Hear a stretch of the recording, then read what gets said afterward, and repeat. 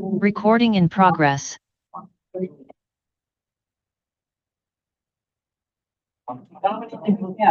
Guess I don't quite get it. Why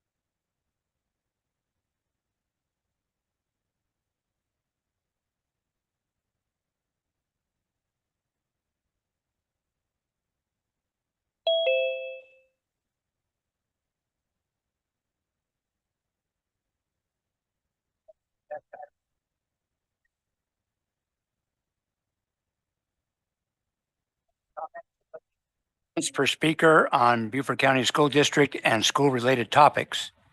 Citizens wishing to participate in public comments can do so in person or via phone. There are two scheduled.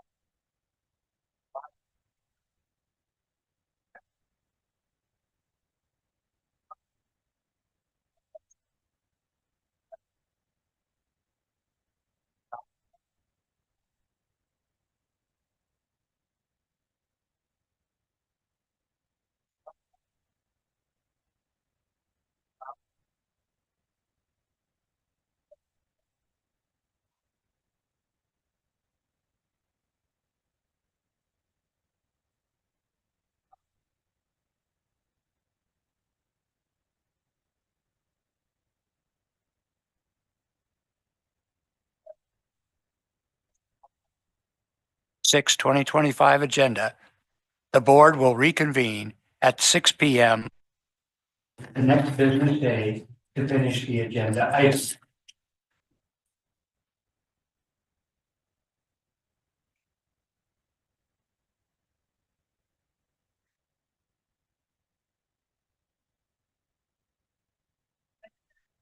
Ratification report pursuant to South Carolina Code annotated Section 30-4-70A1. Discussion of negotiations incident to proposed amendment number 76 with Thompson Turner Construction for Pritchardville Elementary School lighting upgrades, 8% CIP scope guaranteed maximum price proposal pursuant to South Carolina Code annotated Section 30-4-70A2. Discussion of negotiations incident to proposed amendment number 78 with Thompson Turner Construction for District Education Services Center Phase 3 renovations, 8% CIP scope, guaranteed maximum price, proposal pursuant to South Carolina Code annotated Section 30-4-70A2, and discussion of negotiations incident to propose contractual arrangements related to the properties in northern Beaufort County pursuant to South Carolina Code annotated Section 30-4-70A2.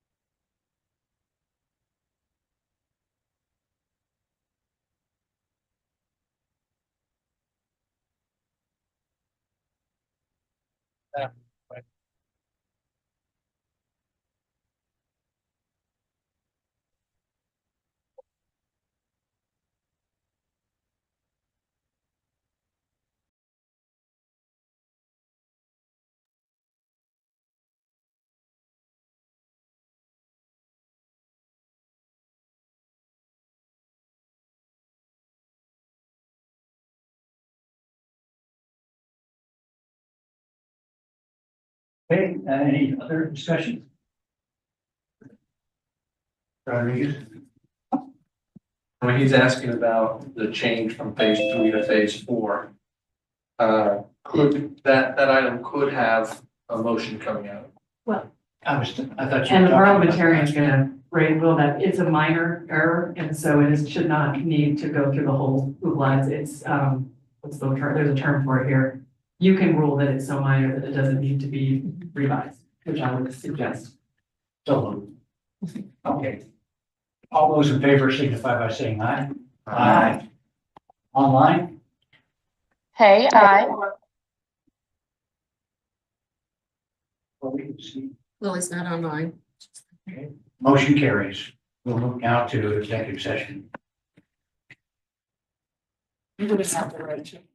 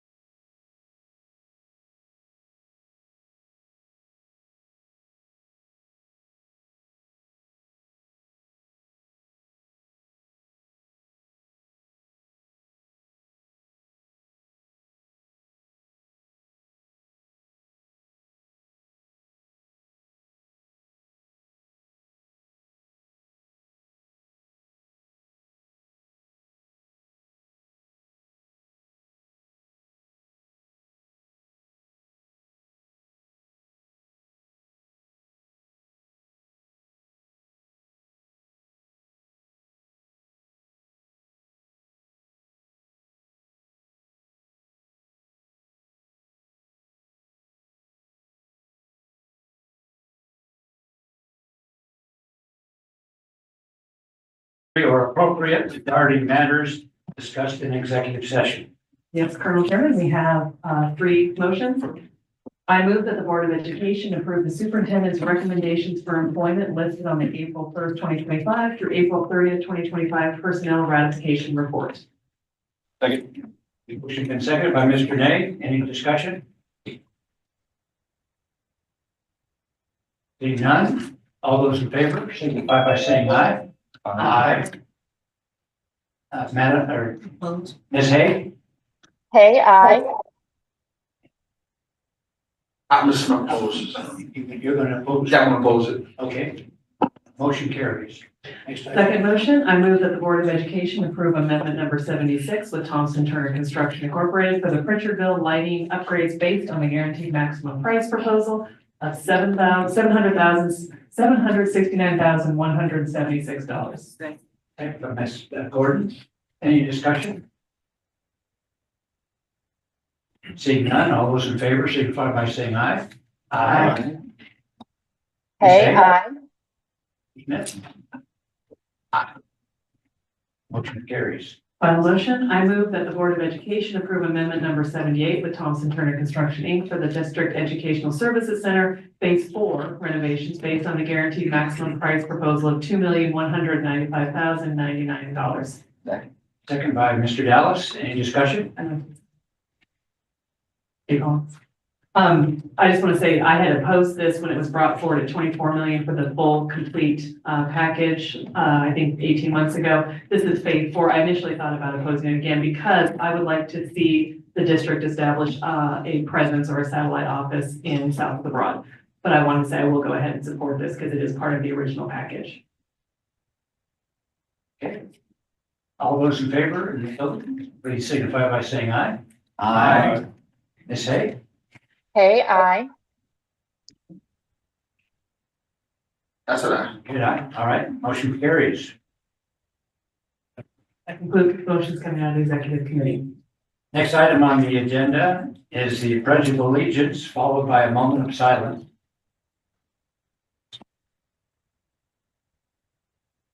Pledge allegiance to the flag of the United States of America and to the republic for which it stands, one nation under God, indivisible, with liberty and justice for all.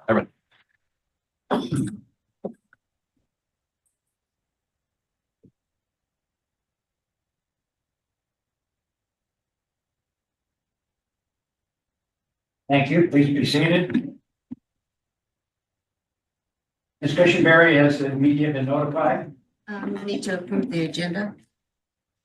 I move that we approve the agenda as written. Second. Any discussion? Hearing none, all those in favor in the room, please signify by saying aye. Aye. Ms. Hey, Hay? I. Mr. Smith, you aye? Nay. Okay, motion carries.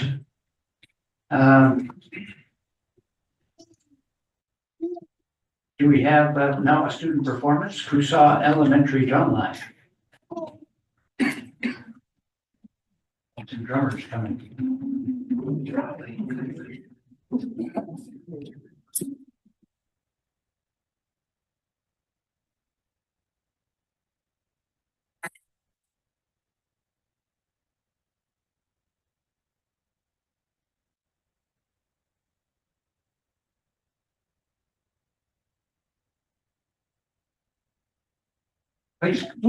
Please turn around and face the audience and they'll come around.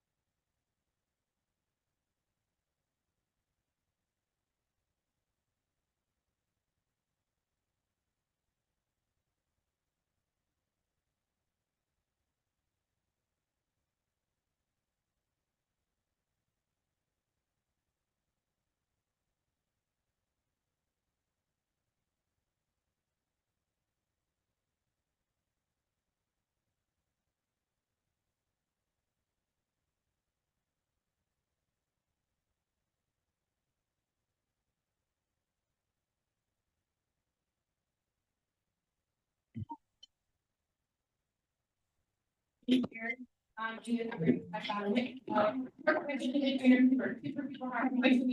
minute without fail.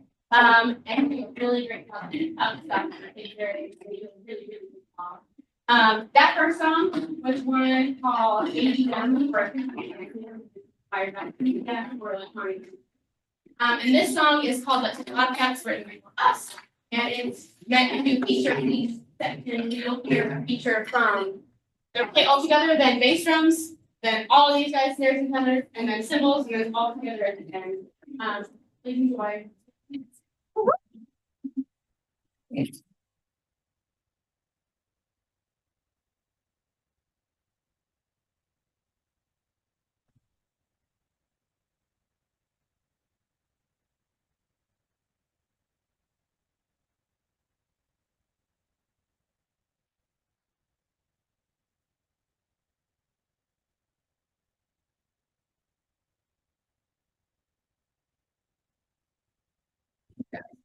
It's okay. It's trivial. Let's do it again from the beginning.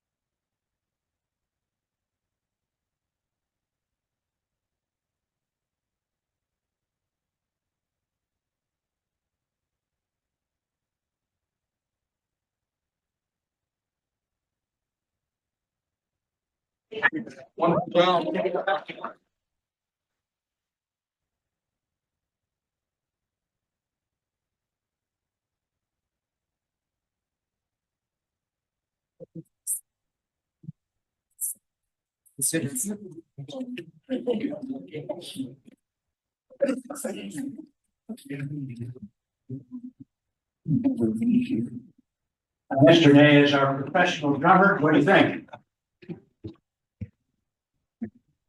Very entertaining. I see some professionals in our future. Dr. Rodriguez, points of celebration. Thank you, sir.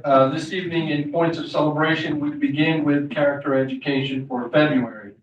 And February's character traits were honesty and integrity. Honesty is defined as telling the truth and admitting wrongdoing, and integrity is defined as a firm adherence to a code of especially moral or artistic values. The February student of the month is Lucila Garcia Barrios, a 7th grade student at Will Branch Middle School, and here to introduce Lucila is Principal Brantley Wilson.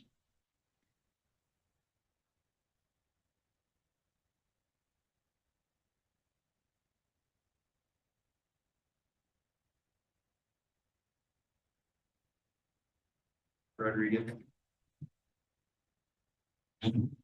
Good evening, Dr. Rodriguez and members of the board. I first want to say thank you for giving Lucille the opportunity to come and be recognized. She wasn't able to make the event in February, but she's a very deserving student. So in addition to consistently displaying integrity and honesty throughout the way that she conducts herself in class and her assignments, she's made it through this school year with absolutely no behavioral infractions and a glowing reputation among her peers and faculty. So we're very honored to have her receive this award, and she's very deserving.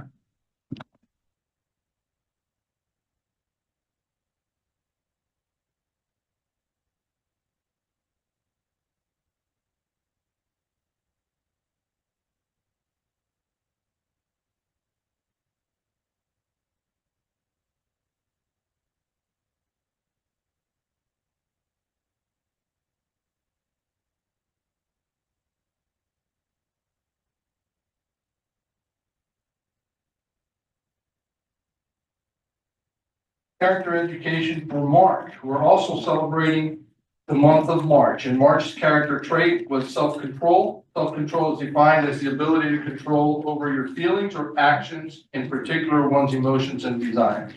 And the March Student of the Month for Northern Beaufort County is Mackie Fripp, a 7th grade student at Lake Donald Middle School.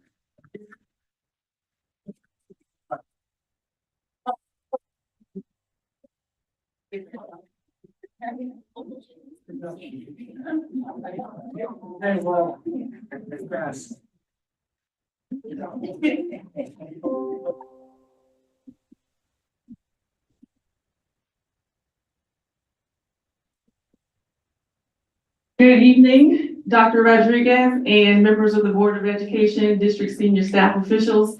I am the proud principal of Ladies Island Middle School, and I have here with me tonight Dr. Karen Parker, who's Makai's 7th grade ELA teacher and the teacher responsible for nominating him for this award. I just would like to say one thing, and Dr. Parker is going to say a couple of words as well. It is amazing to see what educators who are able to see within students, their internal potential. They can see more than what is displayed on the outside. Dr. Parker, thank you for having that level of insight. And thank you for recognizing Makai Fripp, who is joined here tonight with many generations of family members. He's got some grandparents from many sides. He's got cousins and lots of family members here to support him in this wonderful accomplishment. So thank you, Dr. Parker.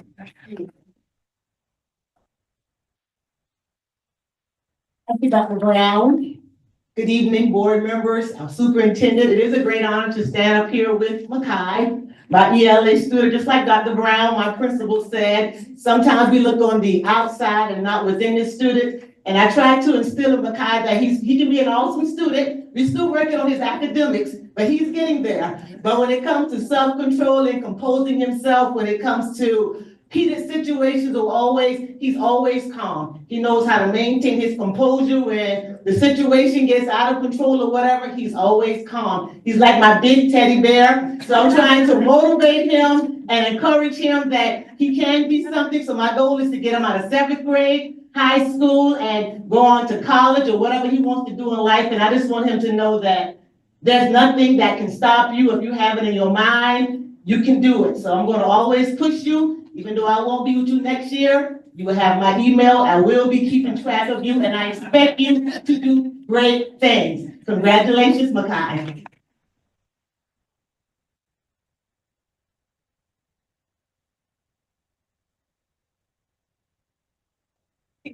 Can we bring the family up for a picture? Come on.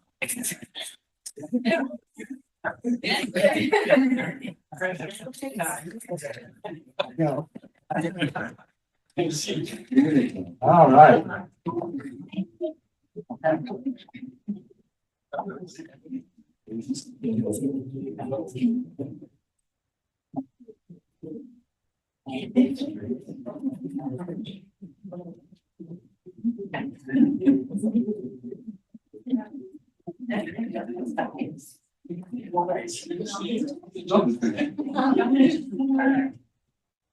Ready?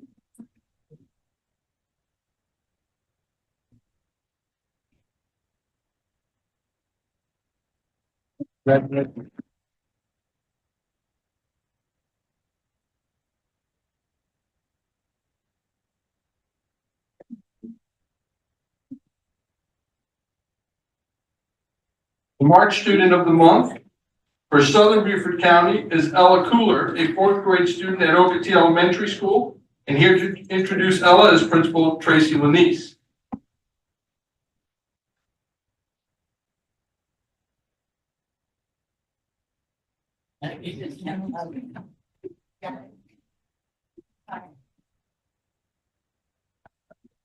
Good evening, board. My name is Tracy Lanise. I'm the proud principal at Okatee Elementary, and I just wanted to thank everyone for having these honors and these opportunities for students to be celebrated, because this is such an honor, and it's easy to select students within the schools that exemplify self-control. But for you to select Ella, it just says all the hard work and the self-control she shows every day pays off. We had 2 pages of nominations from teachers, so it was very easy to select someone that exemplifies what a great student is inside the school and in our community. So I just wanted to read just a very short piece of one of the many things that was said about Ella. Ella Cooler is the perfect representative to be recognized for self-control. Academically, she maintains focus on her best work each and every day. She's involved in many school and extracurricular activities, which requires her to maintain self-control by being proactive and ensuring she completes her responsibilities while maintaining a balance of work and fun. Ella is truly an exemplary student and is responsible, compassionate, and poised, all characteristics which lend themselves to her being recognized for this honor. I have one other one. It says she's an amazing young lady, responsible and trustworthy. In a world where choices are hard to make between good and evil, right and wrong, Ella stands above it all and chooses the good every time. So we have so many teachers that wrote wonderful things about her because she exemplifies and she always looks to bring out the best in others. So we are so proud that she is representative as the character of the month. And if we have her families join us too, so thank you.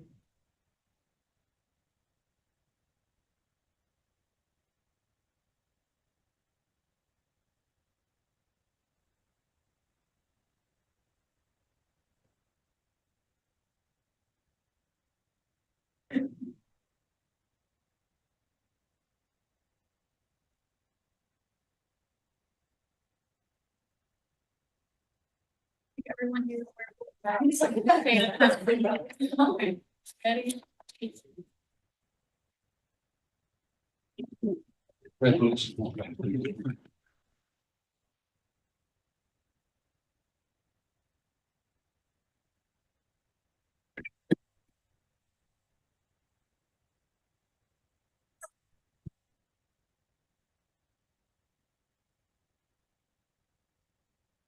Going to step over here to the next round of awards.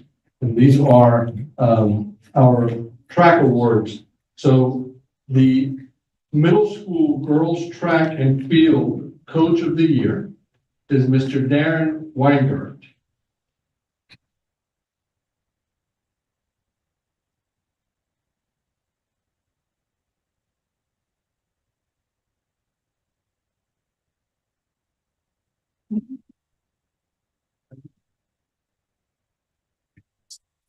I didn't see. Yeah, no.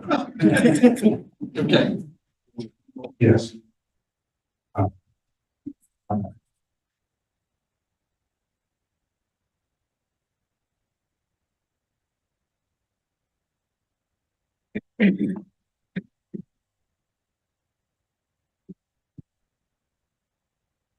So good evening, board.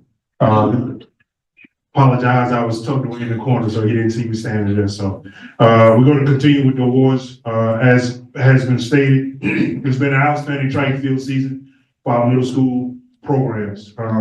Again, our middle school league competes against all 8 middle schools compete against each other in track and field. Mr. Weingart has received both the boys and girls coach of the year because both the boys and girls from Bluff Middle were our middle school champions.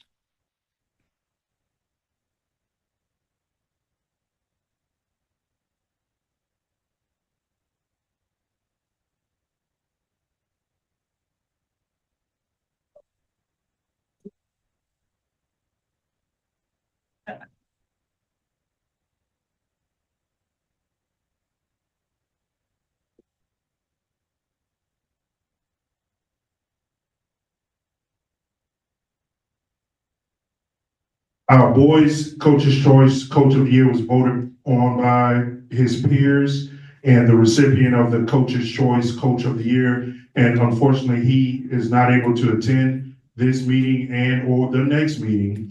So receiving the award on his behalf will be Coach Barnes, the athletic director at Ladies Island Middle, and the winner of that award is Austin Major.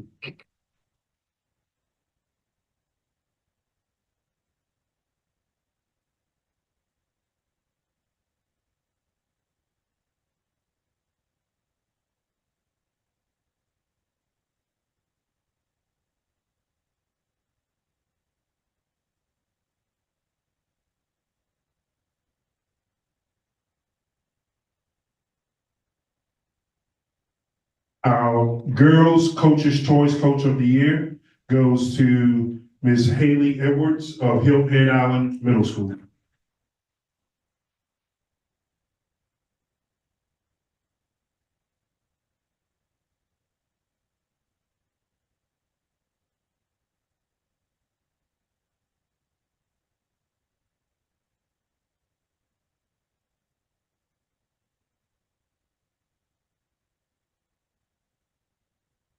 We're going to recognize our outstanding track and field athletes.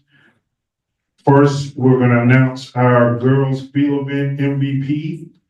Field events, you have two sets of events in track and field. You have your running events, and then you have your field events, which consist of long jump, triple jump, and on the middle school level, also discus and shot. The recipient of this award is Miss Layla Sepet. I hope I pronounced that correctly.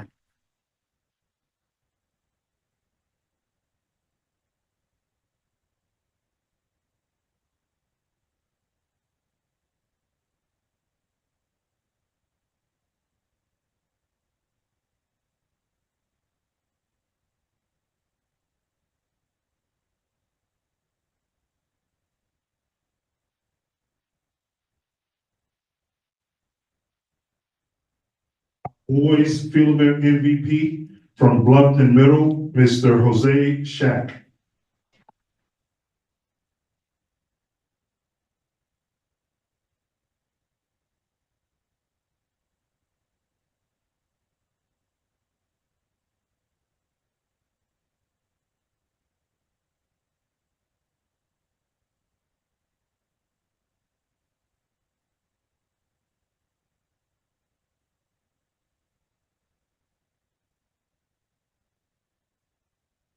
Our female track and field running MVP is Miss Emily Hunt from Bluffton Middle School. Receiving the award on her behalf is her father. She's actually at track practice with the varsity team.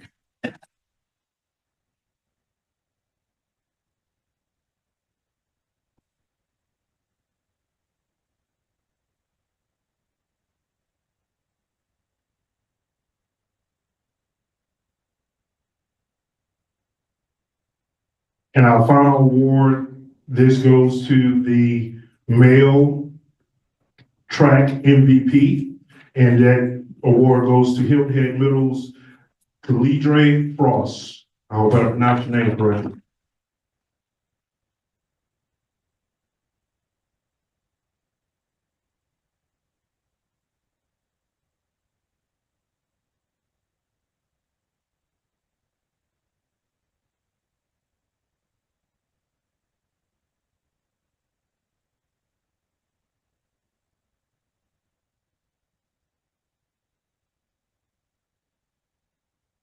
Thank you very much.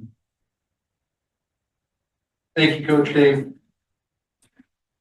Next, South Carolina Music Educators Association Low Country Concert Performance Assessments. And recently, the Beaufort High School Choir, under the direction of chorus teacher Forrest Starr, earned a superior award at the South Carolina Music Educators Association Concert Performance Assessment. And here to tell us more is our chorus teacher, Forrest Starr.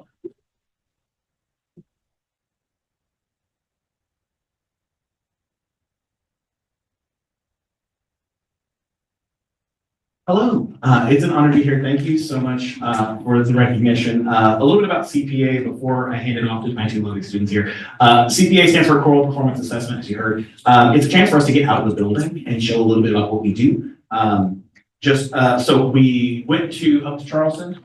We got to sing some stuff that we prepared. And I'll actually, let me toss them. They're probably better. So. Hi, I'm Eleanor. So CPA, we had to learn 2 songs throughout the months, and so we performed those for the judges. And then we had to go into a separate room and learn a sight reading for 6 minutes, and then had to perform that as well. Hi, I'm Sadie, and I just believe that CPA was a wonderful experience for not only me, but my classmates and for the entirety of the choir, because it taught us how to work together as a family and really just brought us all together in the 2 months that we spent working. Thank you. CPA it's a great experience for all choirs. I think one of the biggest reasons that we should celebrate this is because we got a superior. Superior is a rating that doesn't come by easily. Out of all the high schools in the entire state, only 20 of them were given out. Wow. 2 in Beaufort County, 1 by us and 1 by May River. So it's something to celebrate for sure. Thank you so much.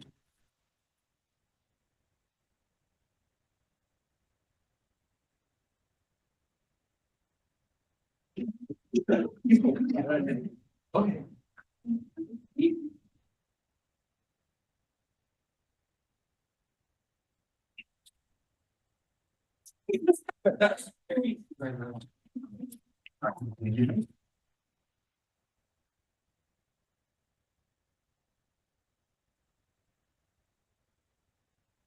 And our final recognition this evening is Battery Creek High School Welding Awards. Earlier this spring, Battery Creek students competed in a few welding competitions. And here to tell us more about the competitions and introduce the students in welding is teacher Nicholas Nictori.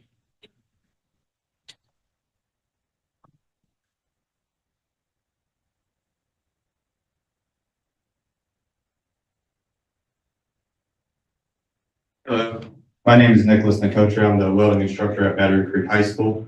Over the course of 2 years, I've had the pleasure of having these 2 students in my class. They've always showed hard work, dedication. We go to a total of 5 to 6 welding competitions throughout the school year, and 2 of them placed first place at the AWS welding competition, which is in Columbia, South Carolina. And the other competition was in Savannah, Georgia at the Excel competition. It was a welding sculpture.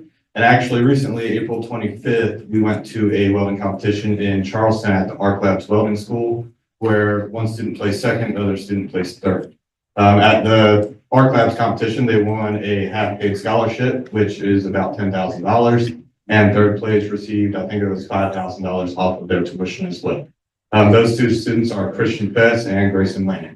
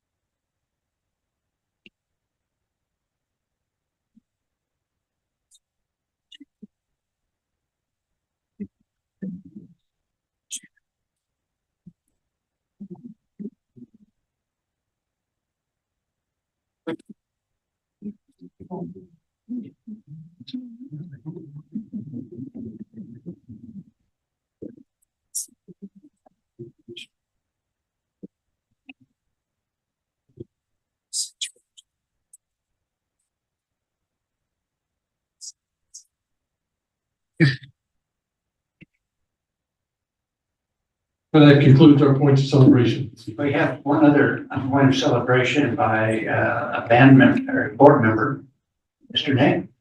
Thank you, Mr. Chair. I would like to take the opportunity publicly, even though there's nobody here, I'm sure it probably hasn't made its way up the chain yet. And we might get a chance, but I just want to announce that the May River High School over the last weekend was awarded the OPA, the Outstanding Performance Award.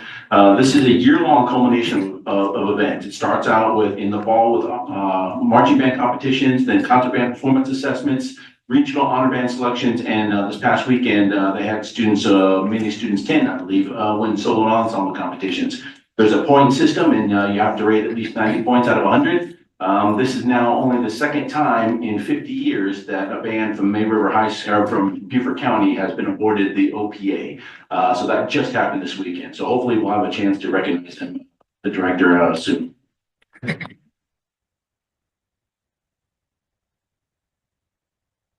We have no first comment period, public comments, because they're not on the tonight's agenda, but we will get them later on in the evening.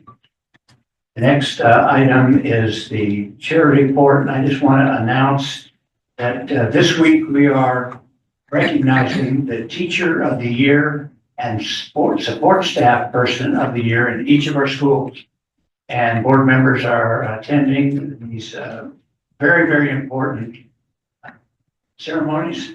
And we look forward to the District Teacher of the Year and the District Support Staff of the Year, Member of the Year at the next couple weeks.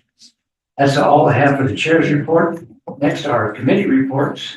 The first report is the academic committee report.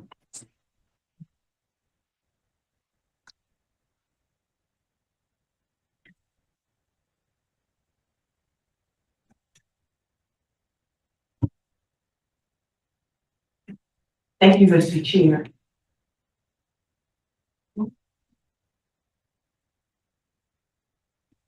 Dr. Bunting? Dr. Stratus, thank you. Chairman Guyer, for a quick review, academic committee, actually, for this board meeting, they didn't have a meeting, but we do have health advisory council where there was review of the middle school and high school curriculum. And recommendations did not go forward because we were just giving an update to the committee membership. If I could please take a moment though, for those of our board members who have been attending, I want to say thank you for joining in. There was no action taken at that time at the health advisory, sir. It was a review process. Thank you. Thank you. So there's no further report? No. Okay, thank you. Finance Committee. Thank you, Mr. Chair. CFO Crosby and her team and the rest of the board members and staff have been working feverishly on the budget. And not only have they been doing a lot of things in response to changes that are happening nationally, statewide legislation that's occurring, and making sure that we are in compliance, they also want to congratulate them because they've been looking at how to make their jobs easier and more efficient, leveraging technology that actually can identify variances instead of human eyes having to see everything. And we go through all the reports with great detail to ensure that we are providing as much effective and supportive oversight as humanly possible. We want to avoid any type of calamity regarding the financials. As many of you know, the school district has the highest rating equivalent to Greenville in the state of South Carolina. And so efforts to sustain that require work and effort and diligence. And so I want to congratulate them on that. A couple of reports that we routinely view are the board monthly budget report, where we go through each line and see how each of the board members and various segments of the operation, the organization are performing. And we compare it versus budget. And so that's one of the ways we stay on target. And then there's the monthly $100,000 report, which is where we collectively and individually look at what are the accounts that are above $100,000 and what type of comparison versus last year is there. So we can see items that really require a little bit more discussion than would normally be there. We also look at the transparency report. And in the transparency report, as you can see above, there are quite a few items that we look at. And again, that's to provide very rigorous oversight so that we can protect the integrity and the reputation that has been earned by the school district. The other thing that we focused on was looking at the change in some of our operational expectations. And we're not going to be discussing those tonight because we very much are peculiar about adhering to protocols and details and requirements. So you'll have a discussion at the board level at our next board meeting, but that's one of the things where it was last updated in 2021, and we want to make sure it's current. So that's what you're going to see. There's no action coming out of this discussion tonight, but you'll have a discussion. And our next meeting is scheduled for May 15th, 2025. And Ms. Crosby, do you have any comments you'd like to share, ma'am? Okay. Okay. I have a question. Okay. Chairman, the reason we're not having the discussion about the OE is that our OE policies are covered under GC 2-15. What it requires is that we discuss it tonight, take the vote at the next meeting. So I think if there is a discussion to be had, the discussion part with no motion, this is something the board has decided on prior to. Okay. So we do need the discussion tonight, but there will be no motion. Okay, so Ms. Crosby?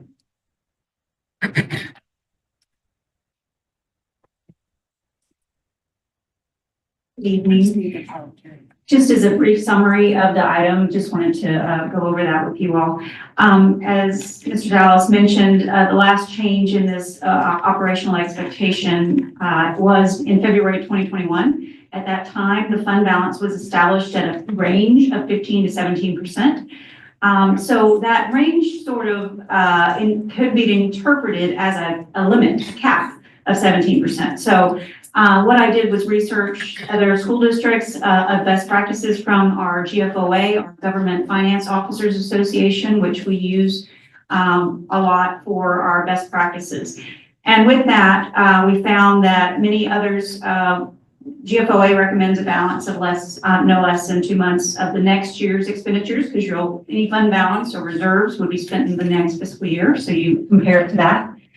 The current policy also conflicts with OE 5.2, which requires us to have enough reserves sufficient to not have to borrow a tax anticipation note in the fall when our cash reserves are low, right before tax revenues come in.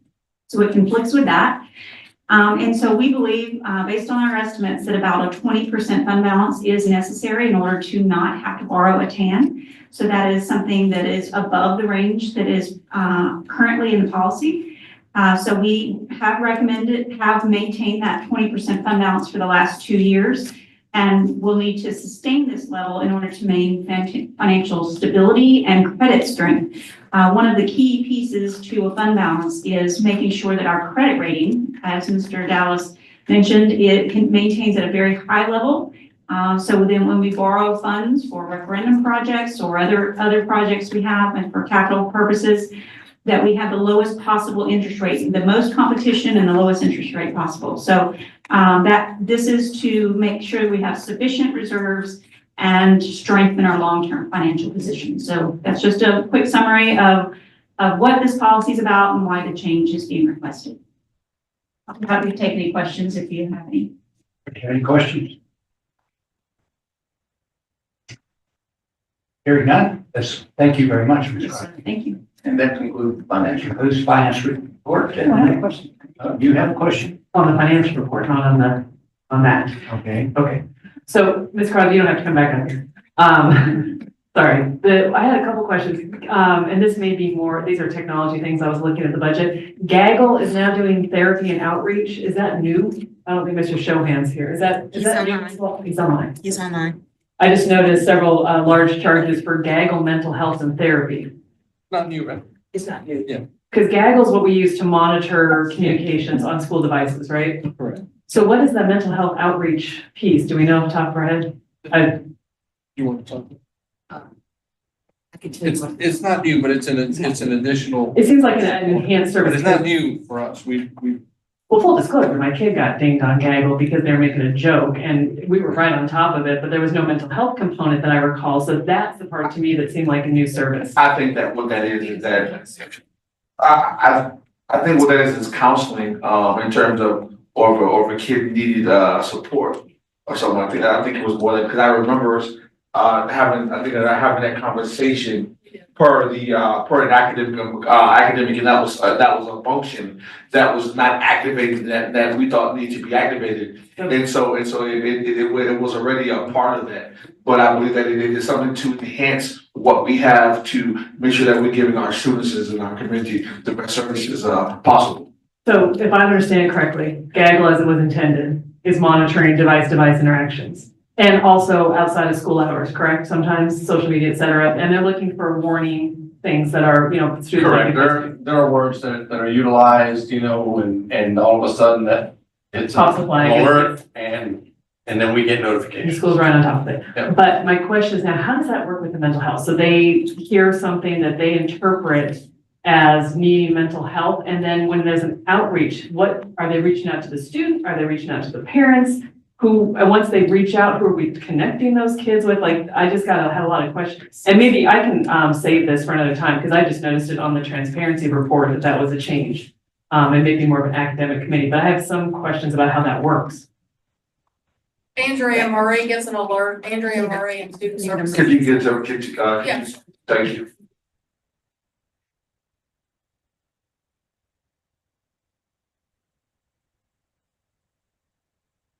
And actually, before you start, I was gonna say, actually, I didn't want to say, could you get a correction? If you could just use it, I appreciate that. I didn't use the word get, that sounds kind of harsh. No, I think you would get gaggled. There you go. Yeah. Thank you.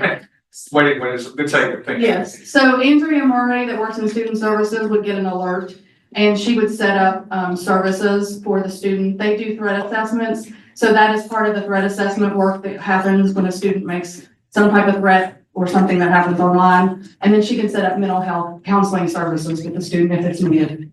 Do we pay for the mental health? Is that part of the? That's part of the, that's part of the. Okay, because it was just a large expense and that Yes, makes sense. it's part of the cost. So it works for our student services for mental health. Thanks for clarifying that. And if I can lead on with one more quick question, this is probably for Tony.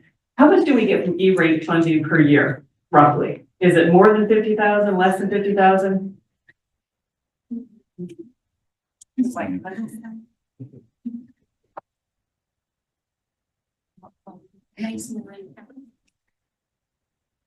On claims. It's funding aspects on the next finance committee. We will have E-rate authorization, which will have all of that information on May 15th. However, in the general fund, we do have E-rate reimbursements that are off of telecommunications that we're paying through, I believe, Hargray. And so that's about $500,000 in the general fund.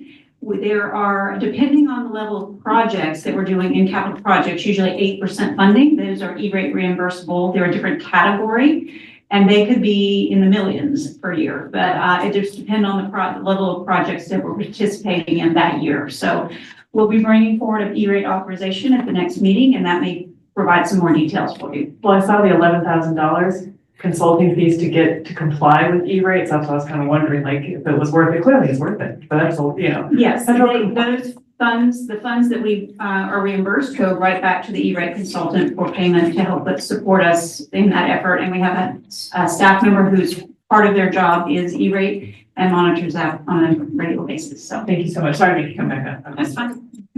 Okay, I think our next item is the legislative committee. Yes, sir. Thank you, Mr. Chair. The Legislative Committee, as we discussed before, is really taking a proactive stance to do more research on what's happening at the General Assembly, both in the House and the Senate.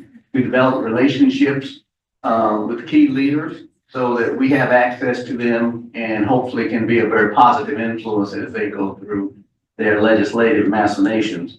The things that we also have looked at over the last month is we've sent out a request to board members, legislative committee members as to the priorities.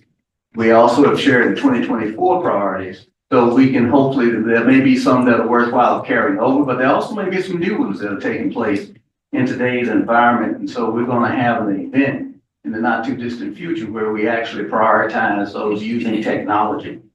The next area, in terms of being proactive, a lot of times organizations react to things that are being developed by others. We are moving to a posture where we actually are beginning to work to create proposals for bills that will benefit public schools, benefit this particular school district, and begin to build alliances across the state that can support that. So that we're not just merely responding to actions taken by others, but we are identifying things that are beneficial to public schools, vis-a-vis the other channel options, private, charter, homeschooling, as well as public. And then the last thing is actually moving information and sharing it more aggressively into the public, because one of the epiphanies I certainly have had in my short time on the board is how little I knew about what the school district was really facing before joining the board. So we want to make sure we're helping citizens be informed, and you can take specific actions that you also will agree, hopefully, that they benefit students of all categorizations in the state of South Carolina and the United States of America.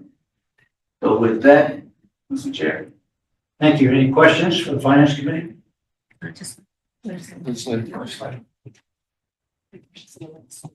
Sorry, Legislative Committee. Questions for the Legislative Committee?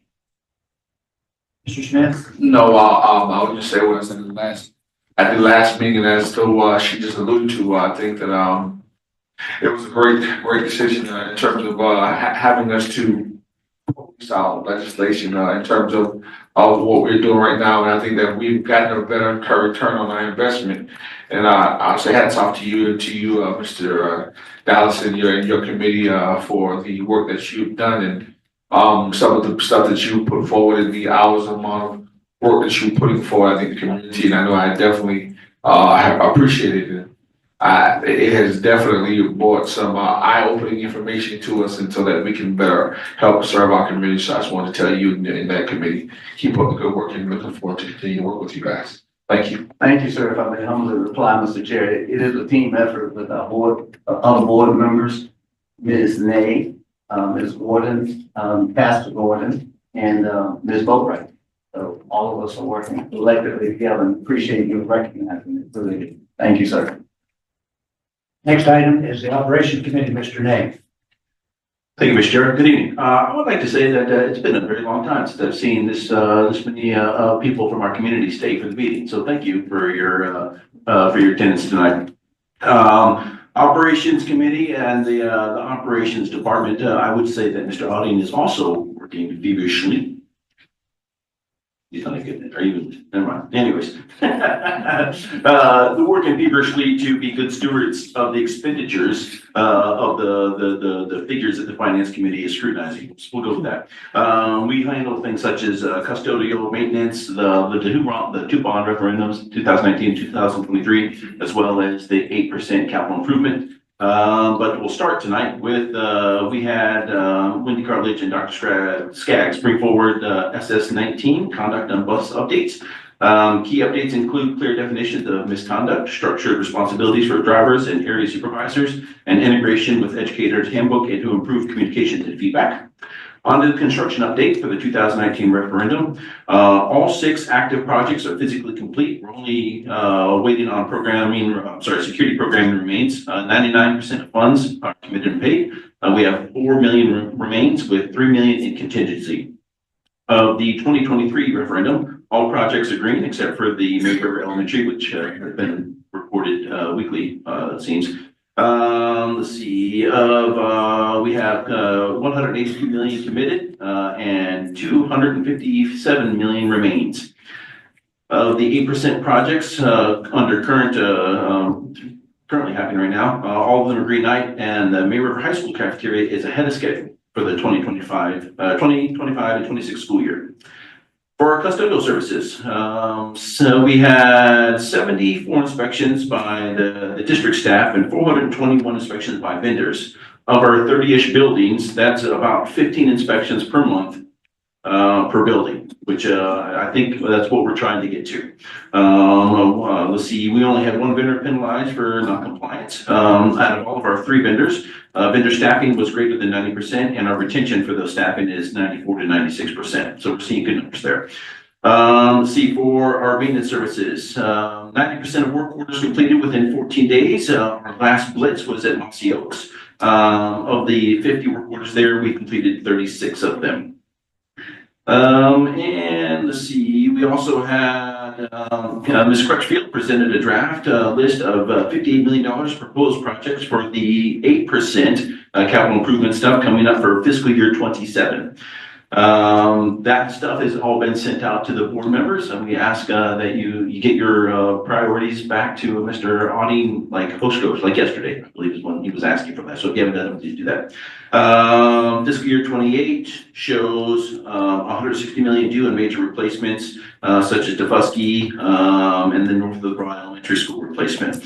Committee requested 3 years of revised plans to reduce to 27 from the 50 million down to 35 million at the May meeting. And let's see, the next meeting is May 13th. Question? Apparently we have one. At least. I am wondering why we have a school replacement on our 8% project. We have done that differently in the past. Mr. Harding? Only because you're a little more eloquent than I am. You can handle it. I mean, this is an item that was brought forward by the Community Project Review Committee. We actually had 3 elementary schools in northern Beaufort County that we had as a referendum project. So this is holding that as a list, and we're holding out in FY 28 at this point, just to, to acknowledge that that need has been noted and is out there.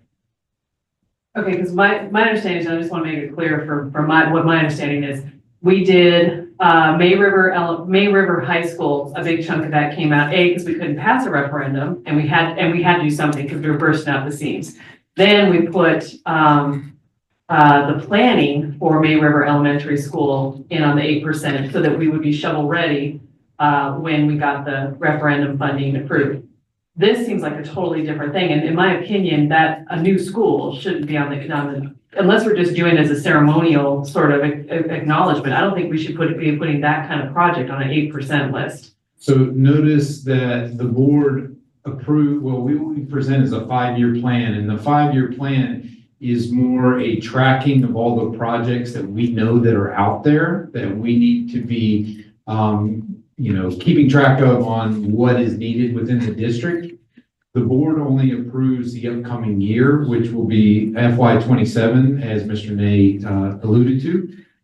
That project is in outer years, so it's to track projects that we know are needed. For example, when we get to a future referendum possibly, that list would be looked at. Here's everything we know of that we're tracking as a need. So we're just it's not being presented as a project to be funded at this time. It is being tracked as a need that we know is out there. I agree with you as far as the new schools. Mr. Roddy. Yes, sir. What I hear you saying is that when there is a community project review committee 3.0 or another referendum down the road, that they will look at the lists that are out there as part of the facility needs and move forward. But this is not a project we would be moving forward to the board to fund through 8%. You have it on there as a list way down the road. So when a community project review committee comes back to look at what are potential needs or projects plus facility condition assessment reports and the process that they utilize to do their work, that would be on a list someplace that they could see that is a need that was on a prior one. And correct. We noticed that we track way more projects than we're funding because we're showing our needs basically. Yeah, and I can understand that, and I'm fine with that. I just want to make it clear that in my opinion, a new school would not be funded out of 8% money. It should be funded out of a referendum. And then the only other quick question I have, this is kind of a data science question. So, and you and I have had this conversation now for 5 years. I hate the way we do the 8%. It's not a judgment. It's just weird to me. Like we're very in the weeds and yet not. But we have categories, and I know the board had a motion at some point that safety and security would be, all those would get checked off before anything else got done. And then we have academic support, which makes a ton of sense, asset preservation, which is absolutely, then we have this category standardization and equity. And I thought we were kind of going to drop that because it's sort of a catch-all. It's sort of like security, asset protection, academic support, and miscellaneous. And really is what it is, because in there, I was just curious, understand it, we have $100,000 digital marquee sign. That's a standardization equity issue. And then we have a field house for a middle school. If we're going to have categories, let's make them make some sort of sense, because the point of having the categories is to look at growth in certain areas, all that kind of stuff. Having this sort of catch-all with a bunch of stuff put into it, I think is not helpful. That's just an observation. Thanks. Other questions, comments? Okay, and Mr. Smith. Just to piggyback off of what Mrs. my colleague was just saying, Secretary. Madam Secretary herself, to go back off of what she was saying. So I understand exactly what she was saying in terms of 8% projects, but I guess if we could, maybe we can just have a category to say, like how on the board we have a rolling list of things. So maybe we want to get in the AKA rolling list of projects. Maybe this, and that way that will be a clear noted area of things that in terms of having needs versus want in the balance beam. So we have a clear understanding of things that we need or things that we may want. And I think that will signify which is what in terms of us moving forward. I don't think that would hurt us so well. I think that if That's a good suggestion. I think that would Bring clarity to that. absolutely, yeah. Thank you. Anything further? That concludes my report, and I yield the rest of my time. Or maybe not.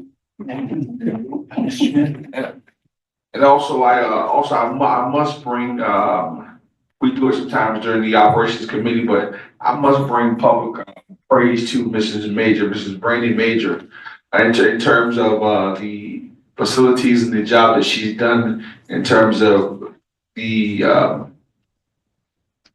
custodial staff and keeping up with what's going on. And I think she's really been a asset in terms of to where we've come from me being on the operations committee. And I have told her this at the operations committee meeting, but I think my mom said you praised me publicly. I mean, you praised me privately, and you praised me publicly. And I think that I just want to really give her a total praise because that the amount of work that she's put in, we've seen where these programs have made a 383 million turn. So I just want to publicly thank her for all her hard work that she's doing. Thank you. Thank you, Mr. Superintendent, for that in place. Appreciate that. Well, once or twice. All right, I'm done. Sorry. Dr. Rodriguez, Superintendent report. Thank you. So the item, we have two items under student achievement. We have one item under fiscal responsibility. We will begin with student achievement, the academic calendar, and then the wave the day at Hillman Island Middle School that we'll talk about as well. Dr. Strauss. Thank you, Superintendent. And good evening, board members and Chairman Dyer. This evening, there are going to be two motions for your review and consideration. First will be regarding upcoming calendars for Beaufort County School District. I want to make note that we are in compliance for this coming academic school year. And what you have in your possession, as Mrs. Cushionberry has brought forward, is the academic calendars actually for the 26 and 27, as well as the 27-28 academic school years. What you will have, and I'll pause to give you an opportunity so that you may be able to review within the executive summary. Thank you, Mrs. Cushionberry. It starts with a table of contents. It lets you know the pages for the 26, 27, 3 options, as well as for the 3 options for the 27, 28. I'd like you to take a look if possible at the executive summary. We recognize that our academic calendars consist of 180 academic days. A full process has gone forward with regard to bringing these options to you, and I have membership of those who have led those options. That is Karen McKinsey, as well as Nicholas Flowers. As you know, Mrs. McKinsey is our Director for Secondary Teaching and Learning. Mr. Flowers is our Director for Accountability for Beaufort County.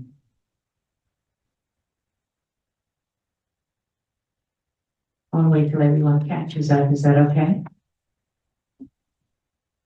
Send it. All right. So we could be so kind as to look at your executive summary. Let's look first at page 5.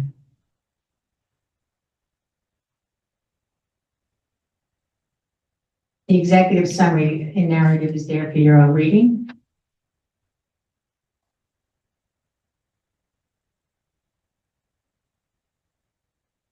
Option 1, we recognize that the start date is August 10th. For the 27-28 school year, the start date will be August 11th.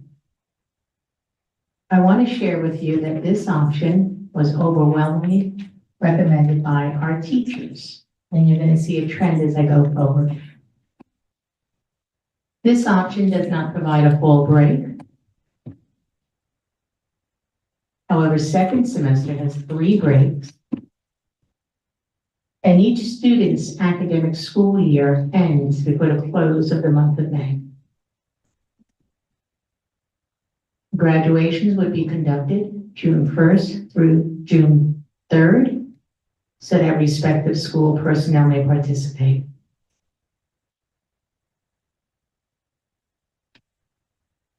Option 2,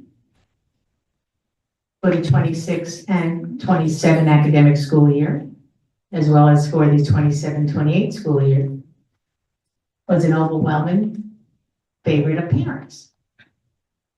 And I'll let Mr. Flowers give you some information with regard to our feedback on technology. Start date is August 7th for the 26-27 school year, and for the 27-28 academic school year. Catching up on my notes.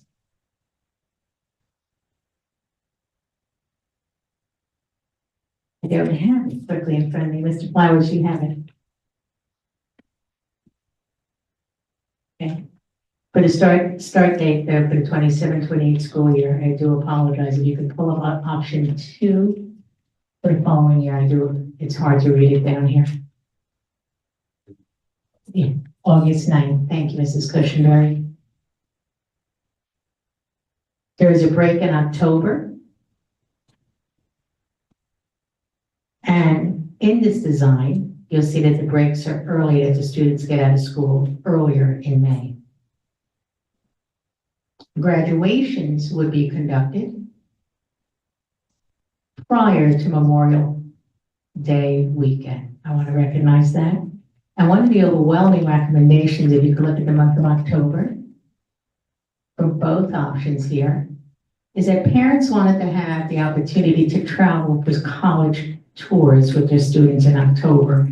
Hence, that's the biggest difference, that you see an extra day off in the month of October, which I have to share, that was very insightful from the parents.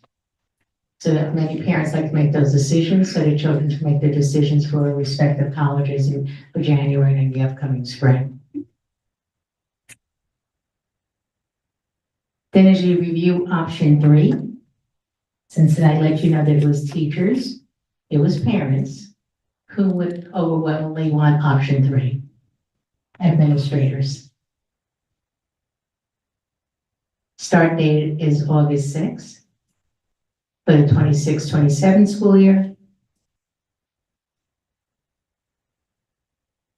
October has 1 day off.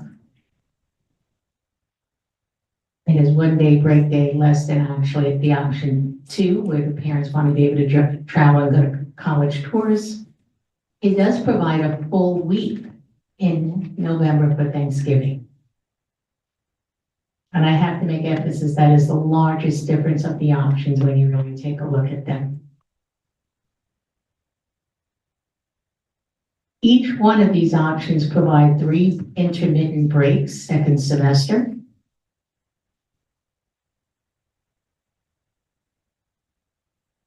And in option 3, once again, for students, the academic calendar ends before Memorial Day.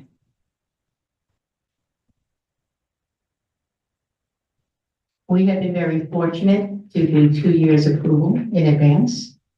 We'd like to bring forward another 2 years to our community. It allows for our schools and our families to plan, as well as the school district as we're working with operations, and allows our principals actually to do proper planning for the upcoming years. Hence, that's why we're bringing you once again 2 more years of calendar. And with that, I will pause. Question? Mr. Nick? Thank you, Mr. Chair. As far as the graduations go, I know this is pretty minor when it comes to the entire school year. We got 6 high schools, but we're stacking them all up on 3 days. So that means we have two graduations on 2 days. Yes, to share with you, sir. We're responsible for 180 academic days. Hence, we try to put our graduation to happen after the 180-day mark for our students. So we can safely say our students have attended for 180 days, sir. Sure. And okay, great. What I was asking about is, was there some feedback as to stack up the graduations, or that was a choice internal? Because I can tell you the graduations during the day are too hot. So if we could stack, you have 5 in a row, at night, and then maybe stack up 1 in the day, or I don't know, but stacking up 2 during the day, I myself, and I'm sure many other board members trying to go to almost as many as we can for the graduations, and stacking them up 4 in a row over 2 days is a lot. That's a lot, especially in the heat of that time of year. Is there a chance to maybe alter that? That would be the purview of the board, and we are open to any of your recommendations for any of them. I do want to put 2 points forward to you. 1, it is strongly recommended that we keep to 180 academic days for students' attendance. By going beyond that, if you look at, I'm going to use an example right now, option 1, and we look at the 26-27 academic year, I want you to look at the month of June. We've identified June for 1st, 2nd, and 3rd for graduation. 2 a day. Our staff would be there available to participate within graduation. I recognize that one of the days we have this year is a Saturday. That was on agreement with the school.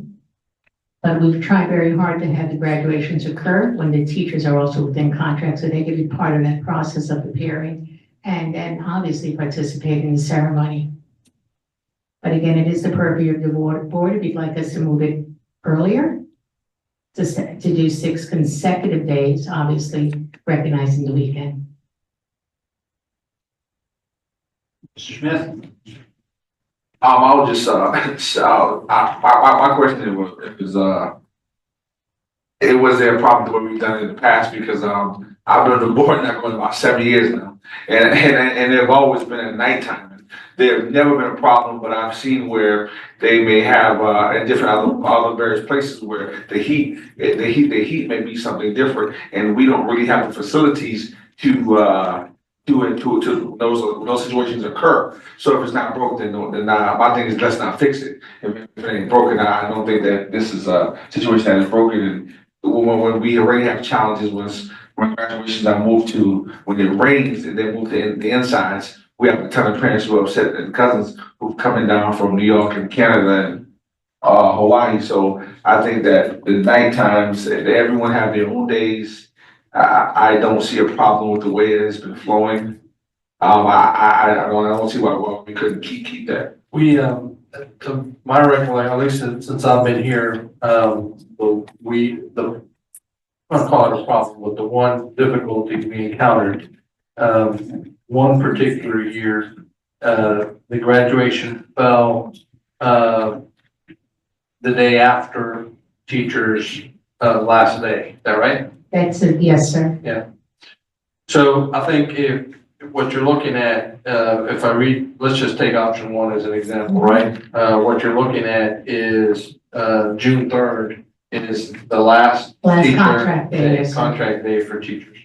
So if to make what both of you are suggesting happen, we would back up, right? So Monday is Memorial Day, right?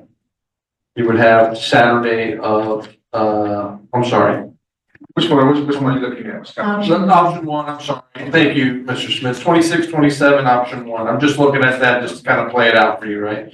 So you've got those 3 days in June, right? Then you'd have to go to Monday, right? Before, which would be the 31st. That would be Memorial Day.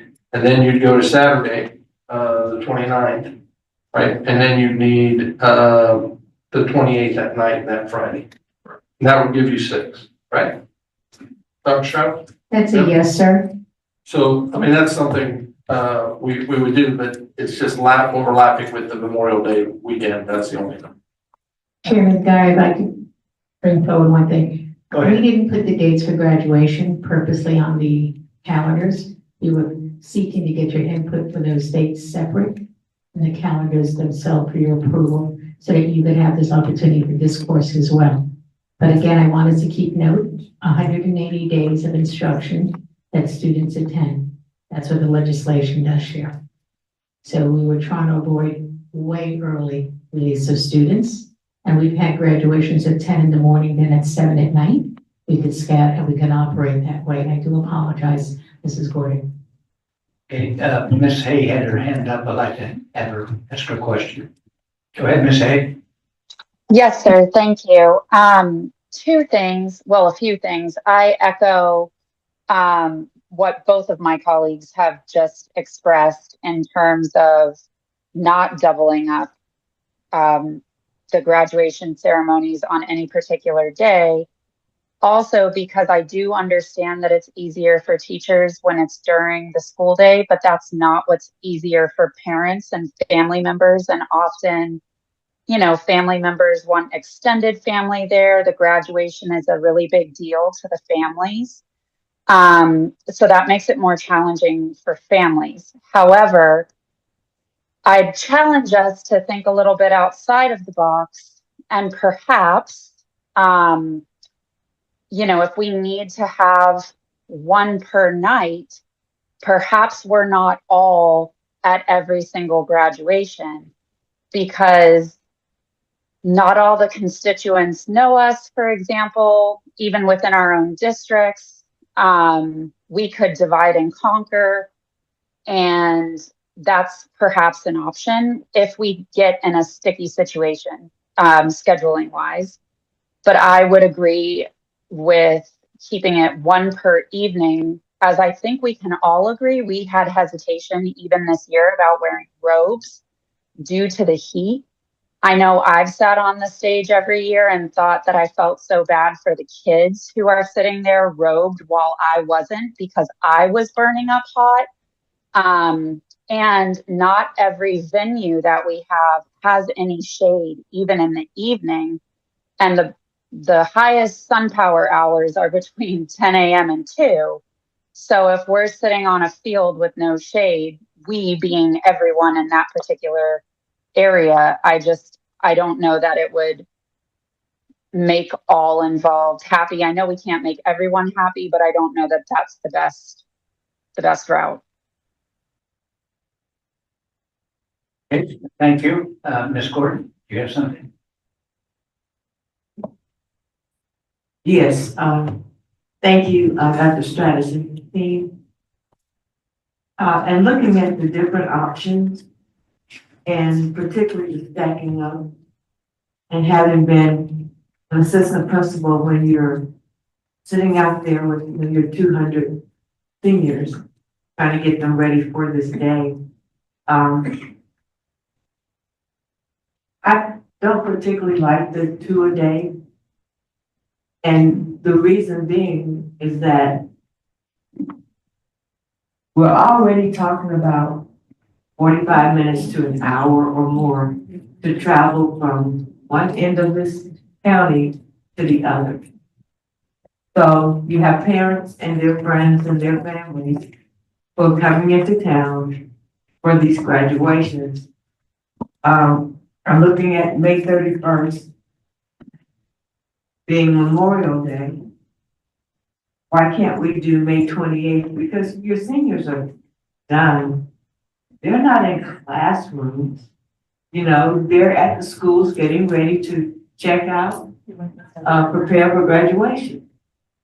So, you know, we can look at the 27th and 28th of possible graduation days. But if we can, I would like to do the 6 days and give parents and friends and us an opportunity to make as many graduations, you know, as possible. Thank you. Dr. Rodriguez. So, let me help us along on here, right? I got the message. I think we all got the message just from the brief comments that you prefer 1 a day, right? So we can do that. I think what we want to stay focused on is the selection of the calendars. And then we'll just do one of them. Can we start with this, in August, the start of school? Can we start? Your microphone. In August, that option one is the, school start August 10th. Can we start school a little earlier than that to get all the graduation and stuff in? Well, first, there were some legislative issues, which I think we're good in terms of our earliest start date, whatever that date is, we can go ahead of because we have a modified calendar, right? So we can go ahead of what the state projected date is, which we've done. The only thing is that these calendars have been vetted by the committees, right? Yes, sir. And then put out for, So if you you want to talk about that? Because Yes, if we sir. change anything on here, you're going to need to go back to. Yes, sir. So if I could bring to your question, sir, a big group of educators do work during the summer. So as I shared with you in opening, option one is a preferred by our educators. So we do have a modified calendar, as Dr. Rodriguez is sharing with you by regulation. Regulation states that we must start no earlier than the third Tuesday of the month of August. However, there's no legislation with regard to two items. One is a modified year-round. So be that we're able to start earlier. When this calendars went forward to our committees and we had an extensive committee groups that we've met with, overwhelmingly many of our educators who work this summer were asking if they can get one more week or so, that because it's additional summer pay. So this calendar reflects the teacher's requests on option one. All right. Are we still 90-90? Yes, ma'am, for each one. Because Yes, the one, how do we do that? Because we don't have any breaks in one. I was trying to count it up. Because my concern is, as you know, I mean, the first IB test, I just looked up IB, I didn't look up AP, it's April 28th. So if we don't have any breaks and we have them all in the spring, does that work out? You said that the first one had no fall breaks. The first one has no fall breaks, but IB is administered in April. Right. So I'm following your logic, ma'am, could continue, please. So which means we have more breaks in the spring, correct? Yes, ma'am. Does that affect the amount of time we have for AP and IB? Not at all. They both have 90 days in each semester respectively, I ma'am. know they use 90 days in each semester, but is that because like my son's got his last IB test May 9th, y'all, good luck getting anything out of him come May 9th, but the IB tests are different than the graduation rate, right? So the amount of time between when the IB class would start, I was trying to do this manually, which would be January 6th in option one, for example, to when the IB test would start April 28th. Is that the same amount of days on all calendars, or did we extend the amount of 90 days by extending out at the end when those kids, because you've got to give kids as much time as possible for IB. You were already kind of making a mess of it with the 4x4.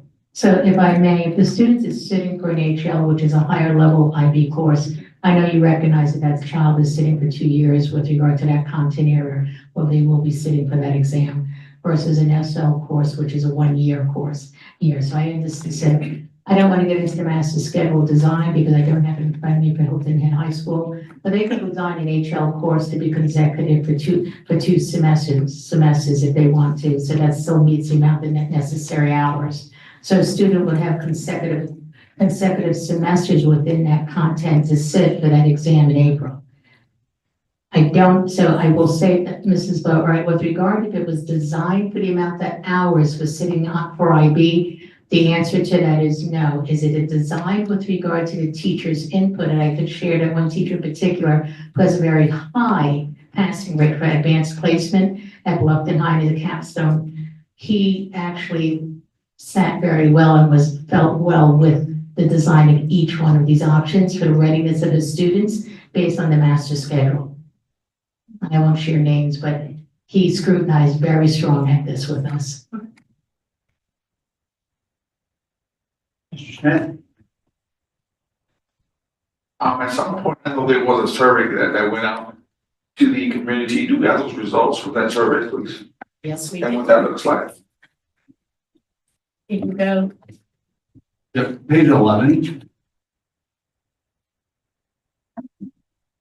So we provided for you the full report that we received that has all of the feedback that was received from all of the stakeholders that actually gave verbal or written comments on their feedback. And then you can also see where the community and stakeholders actually voted. So on page 11, it kind of gives you the numbers that we had 1,238 of engaged participants on it.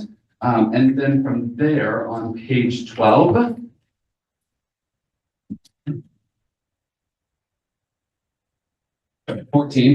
on page 14, you can actually see what the results were. So both calendars favored option 1.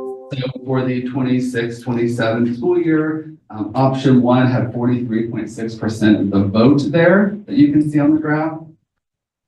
And then on page 15 was the 27-28 academic year, where option 1 was also the favored one with 40% of the vote there. You can see the vote.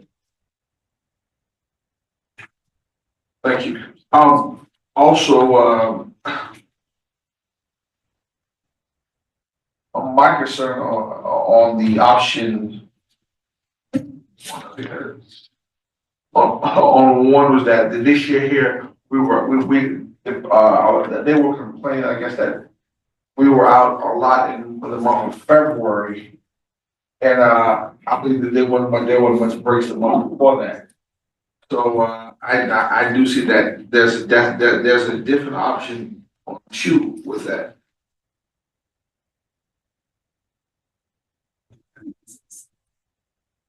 And Mrs. Moore asked another question about the 90-90.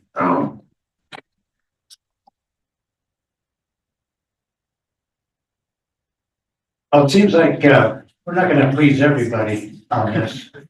So I think we need to start with a motion. We get a motion and we'll see if we can get enough people to vote for that motion. Let it go. I think that we can work with the graduation piece afterwards. Let's get the school schedule and then work graduation afterwards. I believe that's what, yeah. That's what, yeah. So I go to motion. I'll make a motion. I'll make a motion that we go with option 2. I'll second that.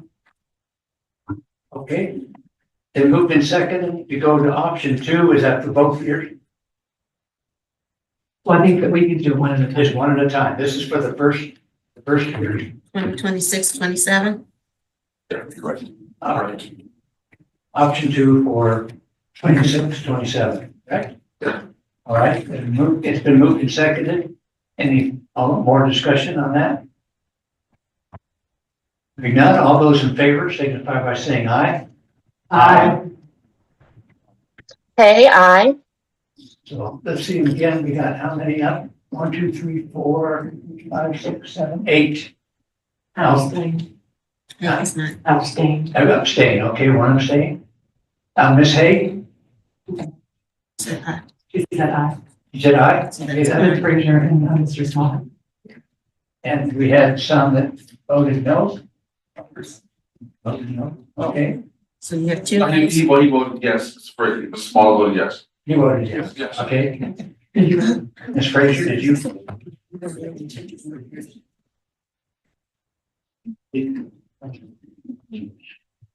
Ms. Frazier, how did you vote?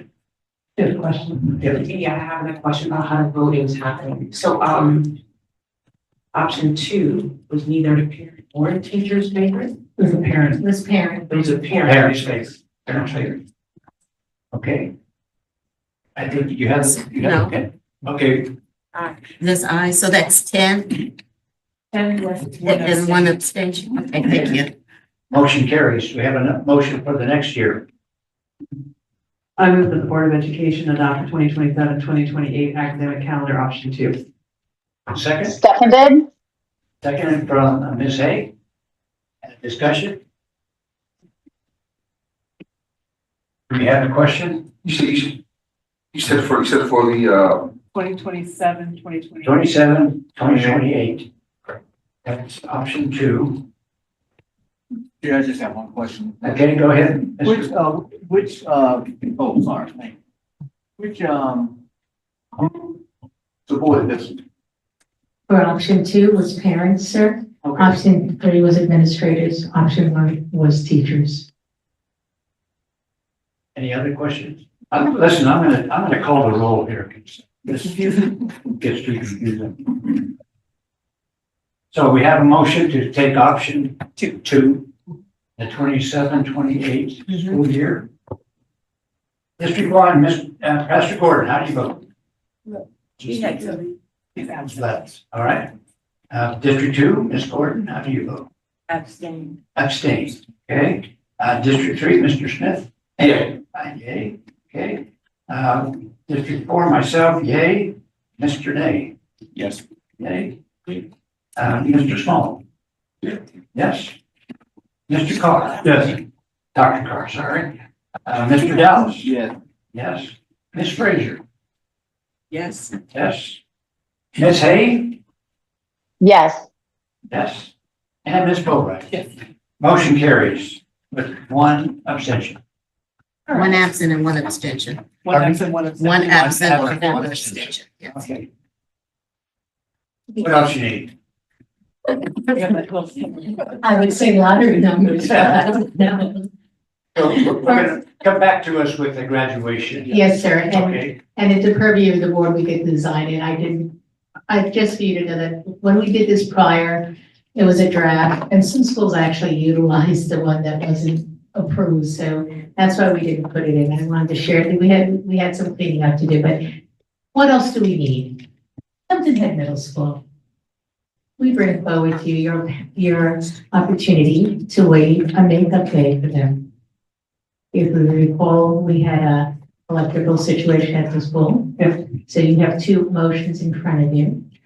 And you have the power within amongst each of you to waive that or to say we have a makeup day. Mr. Chairman, I move that the Board of Education approve the 2024-2025 calendar modification to reflect May 30th, 2025. Waive, let me do that again. I move that the Board of Education, as per South Carolina Code 1976, as amended section 59-1-425, waive having a makeup day for Hilton Head. Okay, whatever it is, I want them not to have to go to school. Wait. Second.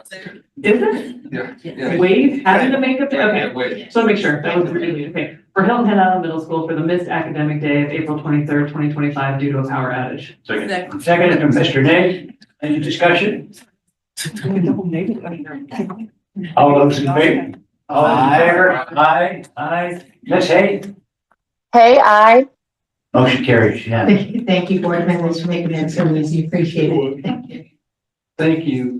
Next item on the superintendent's report is under fiscal responsibility, and it's FY 25-26 proposed budget again.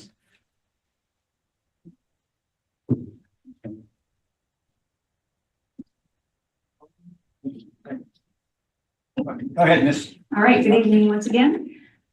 This evening, we're bringing forward an abbreviated presentation compared to April 25th. We had at the work session, we had a robust conversation. But this time, although the presentation is relatively modest, the handouts have grown. So last time we had a smaller number of handouts. Now you can disregard the first set of handouts because the second set of 25 pages includes all that were in the first one and some more and a lot more details for your review this evening and moving forward. So we are not requesting a vote today. So this is for discussion, for information, and we have a legislative update, an important one coming forward that just came out as we were sitting in our chairs over here. So that is good news. And so this evening, just wanted a couple of things have happened since our last meeting. We had 2 budget forums last week, Beaufort High School, Lupton High School, and some great conversation with the community members. So we'll be providing a little bit of highlights on that, providing a few updates for you, and just giving another opportunity for more discussion as we move through the presentation. So to hit the highlights of this budget, and we have some extra documents for you to be able to share with community members that hit those highlights as well, and I'll mention those a little later. But first of all, it's very important that we align our budget priorities with the strategic plan. Our staff members are on the strategic planning committee. So our budget folks are right in step with aligning with the strategic plan.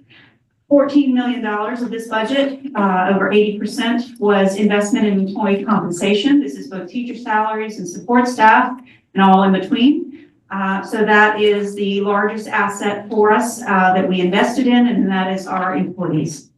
The starting teacher salary, we've hit a target, which was our goal of $60,000. And if that would exceed, that would be the starting teacher salary for a bachelor's degree. And this has slightly exceeded the projected national average teacher salary. So we're not just looking, and it was a comment made by one of our community members is, why are you looking just at South Carolina and comparing yourself to Charleston, who's probably going to be number one, but what about looking at yourself nationally? So we did some work this week, looked at a source from National Education Association, NEA.org, and compared ourselves with the the documented average teacher salaries and average teacher starting salaries, and have just slightly or exceeded those projected salaries for this coming budget year. So we are in a good place, I believe. And the operational increases that we have are primarily contractual. So we have a lot of major contracts that we outsource: maintenance, custodial, trash disposal, various contracts like that. Those service contracts, we have seen the labor costs increase and the need for that, those budget items to increase as well. And finally, this budget is a 5% increase over the fiscal year 2025. It is lower than either of the two prior years' percentage increases. It was, I believe, 12% 2 years ago and 7% last year. It is a smaller increase, but it is also a $17.8 million increase on a $377 million budget. So the prior meeting summary, just briefly go through some of these, and I'll have some more details on the teachers and support staff compensation on the next slide. But basically, some of the feedback we received last week was that although we're making huge strides in teacher salaries and support staff as well, they felt that we weren't quite doing enough. They wanted to be more competitive nationally. So I was pleasantly surprised to hear how encouraged they were to be pushing us to do even more. And so to really making ourselves competitive, not just throughout the state or the Southeast region, but on a national level. So it's very encouraging to have their support on this topic, which is primarily the largest increase in our budget. And so expansion of programs was mentioned up through pre-K programs, academic, fine arts, across the board, student advisory meetings with students also lended to the need for more programs, more clubs, more things for them to choose from and participate in. And so there were also some feedback that weren't as positive, but it was good feedback for us to hear things that they wanted improved, meal portion sizes, more options, various issues throughout the schools that students mentioned, and parents were able to voice their concerns, and we were able to listen and reassure them that we were able to communicate those concerns back to our leaders and those that are accountable for the various areas. So it was great feedback. And one of the final ones, they wanted more success stories, not just in athletics, but maybe in the arts or ROTC and the various areas like that as well. So those are important things that we took to heart And we're passing along to our counterparts and our staff to make sure that we're looking to see what else we can do to improve those areas. So again, competitive teacher salaries is really our number one priority here, or one of the top 3 priorities that we've established for this year. $4,000 increase to each cell of the teacher salary schedule. The certified steps from 0 to 5. So we're on a step schedule for teacher salaries, 0 to 28 currently. And we would collapse steps 0 to 5 and they would all be $60,087. In addition to that, I failed to note that, oh, no, I didn't. It's on the last bullet point, so I'll get there in just a moment. 3% cost of living for classified professional and administrative employees. They would also receive a step increase. And so that would be the step increase for both teachers and classified professional and all employees is approximately 1.5%. Average, if there's different areas of the scale that are a little more, a little less. But so the 3% would be closer to 4.5% once that step was given as well. So we do have a max step increase from 28 to 30 steps that are proposed for all employee types. And the locality supplement, this is the one I wanted to make sure that I mentioned. The locality supplement has been in place for almost 10 years. It began as a supplement to help with the cost of living in our area. And right now it is a $1,500 supplement for eligible employees, mostly full-time employees, both certified and classified professional. They're given in 2 installments through the year. That would continue in this budget. So the supplement, as well as the special education classroom teacher supplement of 6%, would also continue. So some of the things, as I move through the budget process and think about ways that we can improve the process next year, I think next year I'm going to show a multi-year view of what we've done last year and last couple of years and how we're progressing into the future. And those are two of the things that we've done to do that. So I think that would be something very interesting and enlightening for us to look at next year or even next meeting perhaps. First year teacher salary this is kind of a breakdown of how we would get to the 60,000. Our staff are currently at 51,066. We go up $4,000. That's above the state mandated rate of 1,500. We're proposing to go to 4,000. And proposing to also collapse the steps. So our 0 to 5 teachers would all move to $60,000. Next year, one of the main questions I've received is that what would happen next year? Okay, next year they won't have a step to move to if you're at 0, but you would receive any cost of living increase that was given to all teachers. So if we received a $1,000 teacher salary increase for teachers next year, they would receive that. They would move up to a step 1, but there would be no value for the steps in the 0 to 5 range. But that value is being front loaded this year. So this is the fun part, legislative update. So the Senate has passed its version of the budget. It's moved back to the House, which they call House 2, for a second review since this legislative body initiated the bill. No material changes are expected in state revenue, but there are some slight ones that are going to be projected. And the projection of final funding from the state is expected in mid-June, hopefully before that. So I believe the sessions close on Thursday at 5 o'clock, I believe. And so things will be final, and then they'll go to the governor for approval or vetoes or whatever that may be. Hopefully that will be an approval. 2 main things. One is we received a millage cap today. We received our millage cap, and it's a little lower than we had projected, but still have plenty of room for a millage increase if that is the board's desire. So we have the increase available is 5.3 mils. We have banked 20 mils. And so therefore we have 25.8 mils available. This is not in your presentation because it was hot off the press. I'll provide it next month, the next presentation on May 20th. So this proposal uses 4.3 mils, and we will lose 0.4 mils because there's a 3-year look back and you can bank those mils and so on. It has no impact on this presentation. Our proposal, we have plenty of available millage to be able to work well within the means of the banked millage.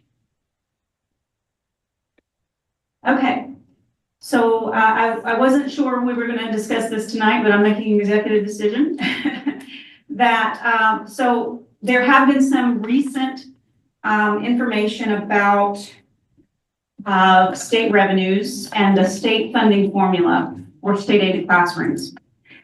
In that formula this year, Beaufort County lost $2.9 million in state aided classrooms revenue. Now, we do have in light of enrollment decline, that is a significant amount of money to lose, especially when the state is increasing teacher salaries.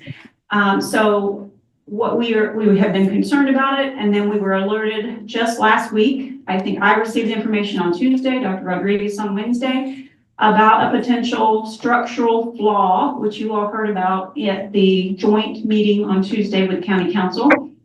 And the funding flaw disproportionately provides the new funding that the state is putting in of $112 million into education, and disproportionately providing more money to state-sponsored charter schools. That would be not district-sponsored, but state-sponsored charter schools, than as opposed to traditional school districts such as ours. And so this all came to light very quickly, and our representatives at this SCASA, which is the South Carolina Association of School Administrators, the school business officials, and the School Board Association all got involved and contacted their legislators, and I'm happy to announce that it worked. So they recommended 2 proposals. One was a temporary solution, and the temporary solution was to the main piece of the problem was that we were calculating, they were providing more weighted pupil units for state-funded charter schools than traditional school districts. As a temporary solution, they have reduced that weighting by 36 cents at 36 weights or 0.36. So the weight is 0.65. It will move to 0.36. For us, that means about $291,000 coming back. So it has a very minimal impact, but the permanent part of the bill, which was also approved, establishes a task force of people to research the issue and make sure that a permanent solution is put in place before next budget year. So although it's not going to help us considerably, we did draw attention to it. The state did. And people throughout the state came out in droves to contact our legislators and were able to successfully get that amendment passed to Proviso 1.3 of the budget bill. So it is a win, just not a huge amount of money, but we did make some progress today. So just wanted to make sure you were aware of that update. So there was an email coming out from Debbie Elmore, and we'll make sure that each of you have that update as well. So I just read it as I was sitting over here during the meeting. And lastly, I just want to point out a few of the handouts that we've given. I'm really proud of one particular one, and our very own Molly Mercado has provided a 1-page visual that has been very effective for us. We've handed it out to our public forums. It is on page 4 of your handout, and I believe I can email that to each of you and make sure that you have that and you can forward it on to your constituents or anyone you would like. So also in your book is your handouts, page 5. It's a comprehensive budget that is going to be all funding sources of the school district. I think there was a question on that last time. Where's Title I? Where's special revenue? There are other pots. The operating budget is here, but the special revenue funds, Title I, and those are in a separate funding source. Fund accounting is in our governmental world, and that is our lives. So that is there for you to see, and some other summaries of the general fund and where things come and go, and explanations, detailed explanations of major increases and decreases, and then line item details in our programmatic areas in pages 15 through 17. So there's a lot for you to digest. I'm not going to go through any particular details of that this evening, but lots for you to be able to reach into and ask any questions. And we have some footnotes that provide explanations of how those things might have increased or decreased and why. And then finally, a 5-year budget projection, which is also required in our board policies. So we've got some projections, and those build in operating costs for starting schools out a couple of years in FY28, for example, May River Elementary, and then beyond. So there are some startup costs for operations of new schools as we transition some of our schools in the Bluffton area. And so with that, I'll be happy to take any comments or questions you may have. Mr. Dallas? Yes, just want to congratulate the team for all the efforts that were put into not only the budget process, but also the new state aid to classrooms. I think what that shows, particularly the people that are sitting in the audience and hearing this, there are 700,000 pupils in public schools in the state of South Carolina. So that tells you how large of a mobilized force and how effective they can be when there's something that really they are clearly informed on. And I think this was one of the efforts that I was truly impressed with. I made 5 calls last night. I didn't hear from all 5 of them, but one did. And I think it's just a wake-up call that public schools have a tremendous force out there. And we take every student and every family. And that's very valuable to our state in terms of that effect on the quality and the health of our society. So thanks, everybody. I think, I too had several phone calls on the issue yesterday, but I think there's a lot remains to be done, right, in this conversation. I mean, your traditional public schools serve 93% of the students enrolled in the state. And currently, charters represent about 7%. All right. So the proportionality is a significant factor. And I think the more awareness that we draw to it, I think even though in our end, we're getting some of that back and not a huge share of it, we're getting some of it back. I think the establishment of a task force to review that funding formula so that those things can be corrected and proportionality can be more appropriate as we move forward will be a helpful piece.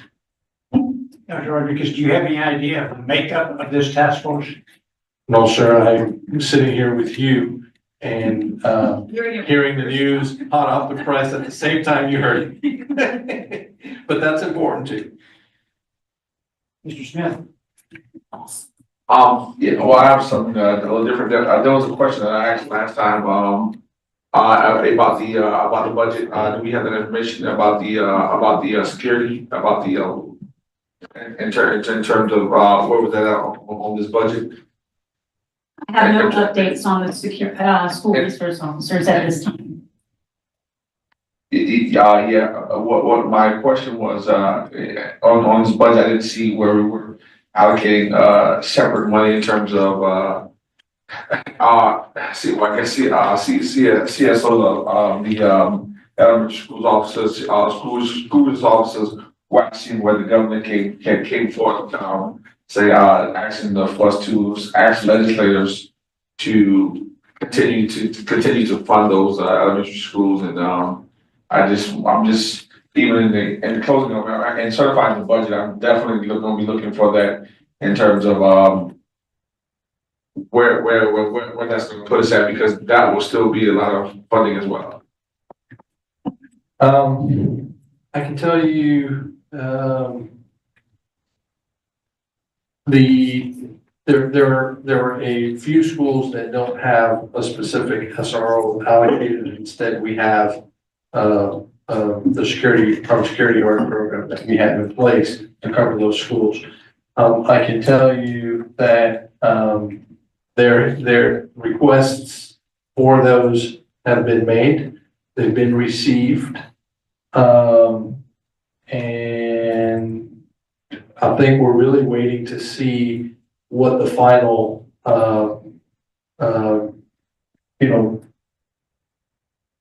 budget is that the governor approves or whatever, to see what actually then comes back to school districts who made requests.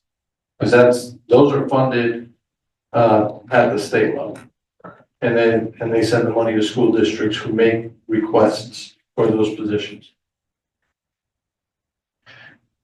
And okay, I mean, I guess I guess we would have that answer before this budget is certified, correct? I hope so. I don't control what the state legislatures or the governor signs, right? I can tell you, we've made the request has been received, and the Appropriations Act was, at the time of this, was still pending in the legislature. I'm not sure if that's already finished or not, but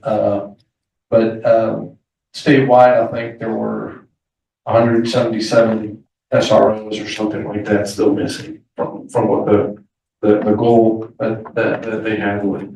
So, that's what I understand. So our requests are in, they've received them. Right. And now it's a matter of whether they fund them or they don't fund it. That's the. And all due respect, I hear that, but in terms of being good stewards of people's money, I'm looking for I wouldn't even say a safe place, but a more of someone may say, of being a good student in terms of saying, well, the governor has already came forward and said, look, hey, they're saying, the legislators have said at this point in time, they're not funding it. That's the bottom line. You can call them and see if they're gonna fund it again. So therefore, my question then becomes, when does that click in? And then also, have we allocated the money for that? So when that doesn't click in, then we already say, look at, hey, that doesn't affect us. That clicks off and we click on, and we have people moving in those schools, and basically it's like day and night, and nothing ever changed. That's in terms of, we've already allocated that money in this budget for that. So if that does happen, that's what I'm looking for. I'm looking for that.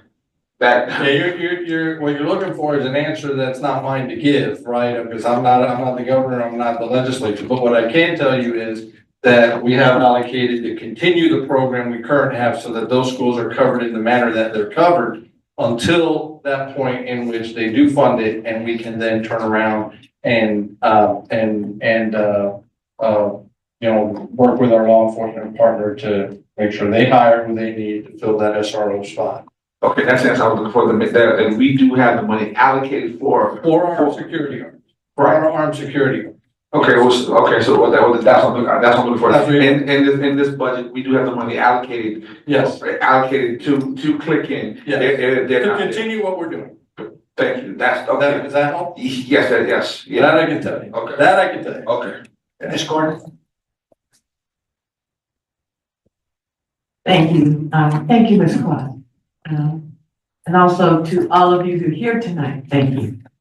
But to Ms. Crosby and her team again, the reports that you give us, the updates that you give us, the monetary figures, the financial forms that you have gotten, and things that we need to make our operation here work. I appreciate it. I appreciate you and your team. One thing about the money, if the money's good, we're good. And say that again. Okay, one thing about the money, if the money's good, we're good. And so I appreciate, seriously, it's not an easy task, I know. But I do appreciate all that you do and the information that you give us, and an understanding of what is going on in this financial business of school. So thank you. Mr. Nick? Thank you, Mr. Chair. So this is my third year doing this. So in the latest episode of What Mr. Nay Understands, so we get capped a millage every year. So who sets that cap? South Carolina Department of Revenue and Fiscal Affairs it's based on CPI and growth. So census data and inflation. And if we don't max out that cap, we can bank the mills. Yes, except for the third year back, if you don't use the oldest year, you'll lose it. And we're using 4.43 or recommending to use 4.3 mils of the 4.7, so we lose 0.4 of a mil. Gotcha. If I understand from historical reference, we try to not go much beyond inflation every year, is what I understand so far.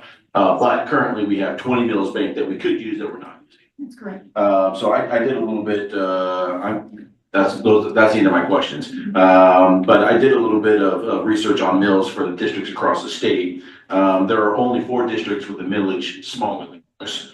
There are 28 districts that have a millage over 200, and there are 8 districts that have a millage twice our size.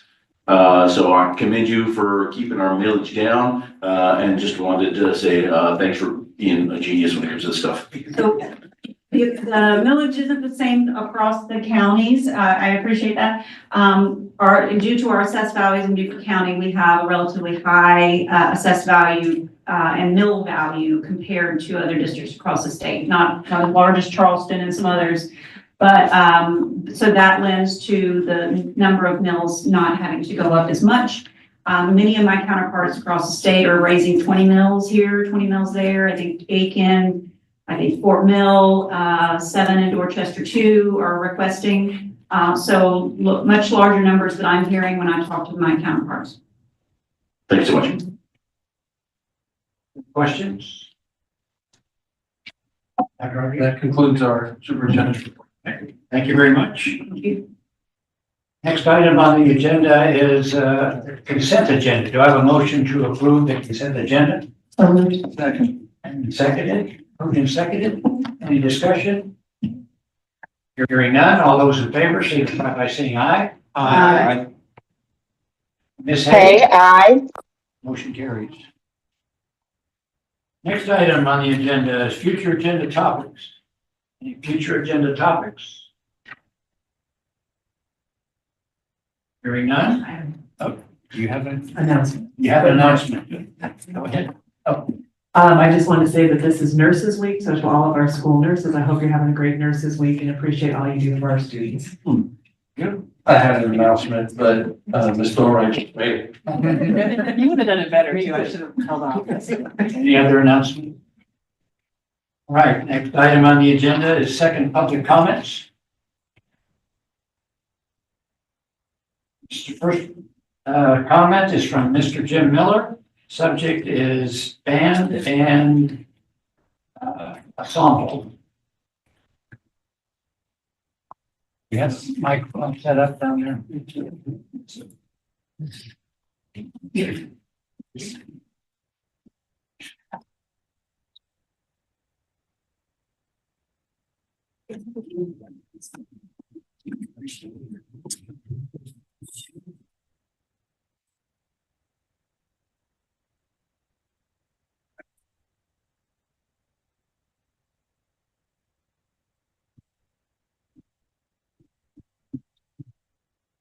Thank you all, board members, et cetera.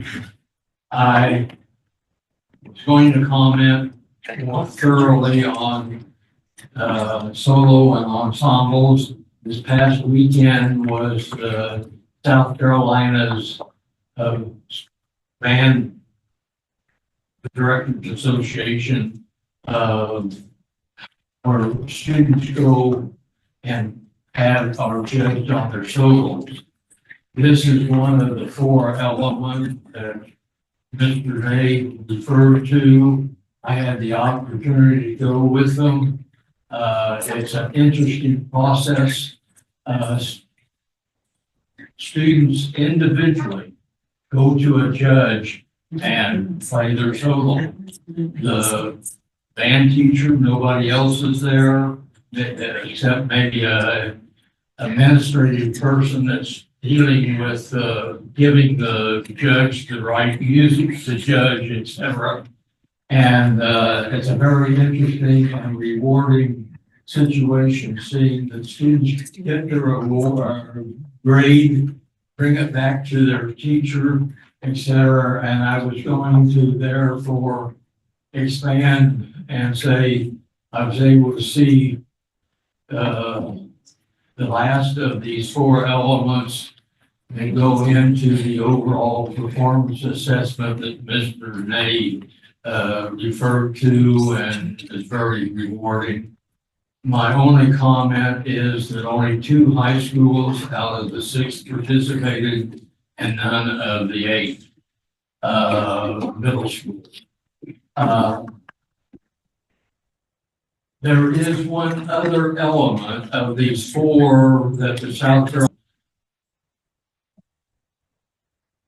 elements that they recommend. Those are the 4 that go into the OPA. The other is they have contests for jazz bands. You folks, some of you folks back in February went to Myrtle Beach and the State Board Association meeting was held there, as I recall. And we heard a jazz band from South Florida. It's a different way to get out. That kind of a band gets out to a different audience of people in the state or your constituents. For example, they might play at for 30 minutes before the opening of a Rotary meeting. They might play at a kickoff banquet for United Way, just as the audience is kind of during the social hour, I'll put it that way. And this is kind of the next step in music education. We have one school, Bluffton High has started a jazz band this year. They did not go to any contests. I think they would like to go next year, but they would like the board to know that if you know of one of these situations that they could play at, they would be glad and come and kind of get to constituents that are other than just the parents of the kids. Thank you. Thank you, sir. Oh, and by the way, it's very rewarding seeing these kids get this CPA. Next speaker is Mary Foster to talk about teacher appreciation and pride stickers.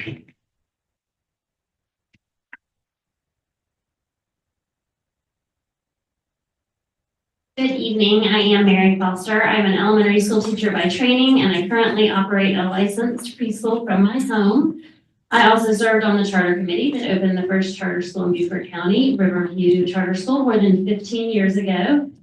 And I'm proud to serve on the board of FAB, Families Against Book Bans, which is an all-volunteer organization that advocates for intellectual freedom, champions teachers and librarians, and promotes socially just and equitable public education. All of this is to say, I am committed to the importance of education and the significant role that quality educators play in our schools. It's National Teacher Appreciation Week, and I want to express my gratitude for and appreciation of all the educators here in Beaufort County. I think I can speak for all the members of FAB, many of whom are behind me tonight, when I say that we are so grateful for the work that teachers do. I also came tonight to share my concerns about the recent news story indicating that some staff at some of our high schools were told to remove any stickers or signs from their classrooms that showed support for the LGBTQ+ community.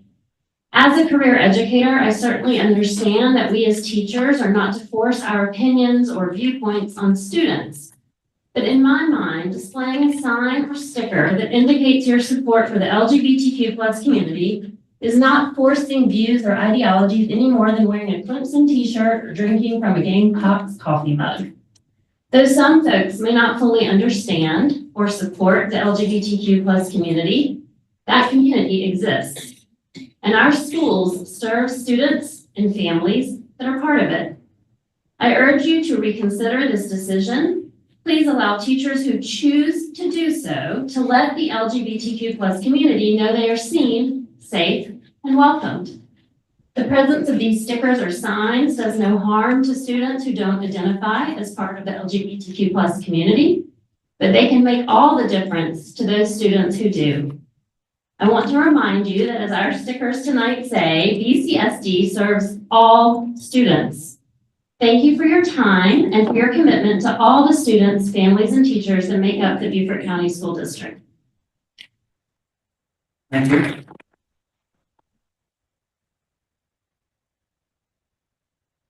Next speaker is Janet Gould, and her topic is teacher appreciation.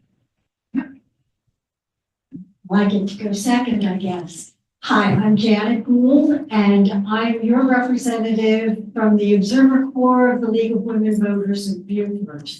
And I'm here to reiterate our support for the teachers and staff who show up every day doing the hardest and most important job of all. So thank you to them and to you for all the good work that's being done. Thank you. Next speaker is Thomas Alasso, and his topic is removal of pride stickers and flags. Hi, thank you for allowing me to speak. Before calling Beaufort my home, I served for 24 years on the school board. So in that capacity, I want to thank you all for the work you do serving the children of Beaufort County and looking out for their best interest. I also was a classroom teacher for 33 years. In that time, I chose to have a sticker on my door, not to support an ideology, not to try to convince anyone, but to just allow students to know there was a safe space to come into my room and they needed it, and they needed it. And I have listened to students. That's all they needed, was to know that they were not different. They were not alone, that people would support them because they heard from other people and from themselves that while they were coming to terms with who they were, they felt like something was wrong because they weren't acting like everybody else. I apologize. I'll get emotional because this past week, I just read the passing of one of my students who took his life. And so I'm carrying that with me as well. I counseled that student. I talked to his parents as well. And still sometimes it's not enough. So the idea of isolating these students further and having them go through a school day thinking that in some ways they're alone is disheartening, and it is actually very upsetting to me. And it concerns me more because I also watched the State Board of Education removing books that they can look at and see there's somebody who feels the same way that I feel.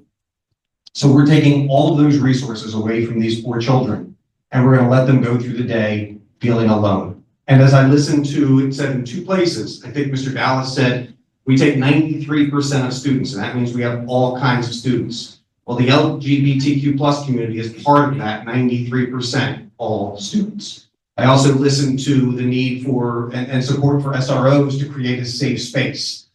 Those same students need a safe space. I urge you to let teachers be that safe space.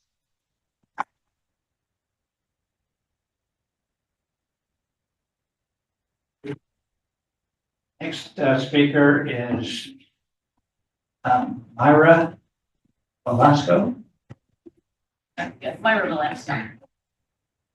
And your topic is removal of gay pride stickers and student support. I am a career social worker. I've been a social worker for probably 30+ years. I spent the last 20 years in a junior senior high school district. I always had a little rainbow heart on my office door, probably no bigger than this. Wasn't a big sign, I didn't advertise, I didn't proselytize, don't recruit, just simply a sign for a vulnerable population that my room was a safe place to be.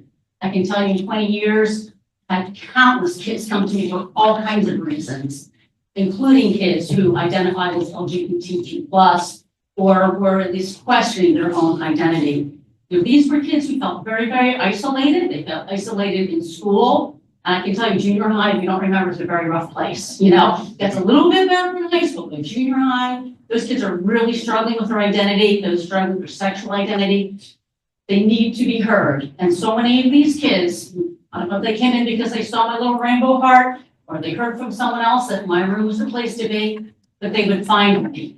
These were kids who felt sometimes ostracized in school. Many of them at home felt very misunderstood, did not know how to talk to their parents. And again, I just listened. You know, I didn't give them advice, I just listened. Kids who identify as LGBTQ or who are questioning their identity are far more likely to suffer from anxiety and depression. They're far more likely to have self-interest behaviors, suicidal ideations, and unfortunately suicide attempts, as my husband said, and the family as well. Parents both worked in our district, so it's really rough. You know, the kids, you know, both of the parents. And unfortunately, sometimes that does happen. There's just a kid in a lot of pain, just could not take it anymore. Social work credo calls upon us to do many, many things. Most of all is to do no harm. So as a social worker, I'm telling you, I will never take down my little rainbow sticker. I would call upon you, though you're not social workers, you're administrators and your board members, to also consider doing no harm and to leave this very simple symbol up. Anxiety and depression is only going to go up if you take them down, and these kids don't have anywhere to go. $55,000 Gaggle bill will probably go up, you know, because they're not going to have the safety net. So it's just a simple little thing. Let those who want to have them leave that little tiny symbol of support, and let's all save some lives. Thank you for your time, your compassion, and your consideration. Good night.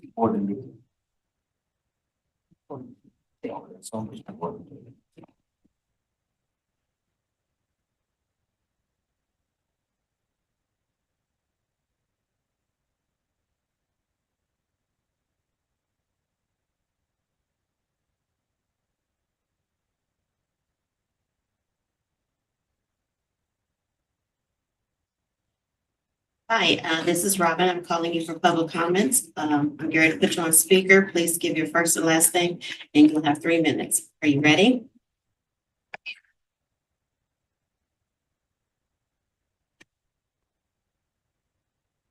Go ahead. I wanted to speak about students' right to privacy. It's come to my attention that over the course of the last 18 months, several, I think 3 high-level ranking school district officials have disclosed my child's private information via FOIA requests and emails that were given out to the media. I just wanted to make that known. I'd like you also to consider some training on FERPA for everyone in the district. Thanks. Have a good night. Thank you. Okay. We have completed our agenda, so without objection, I will adjourn with unanimous consent. Thank you. Thank you very much. Thank you for coming.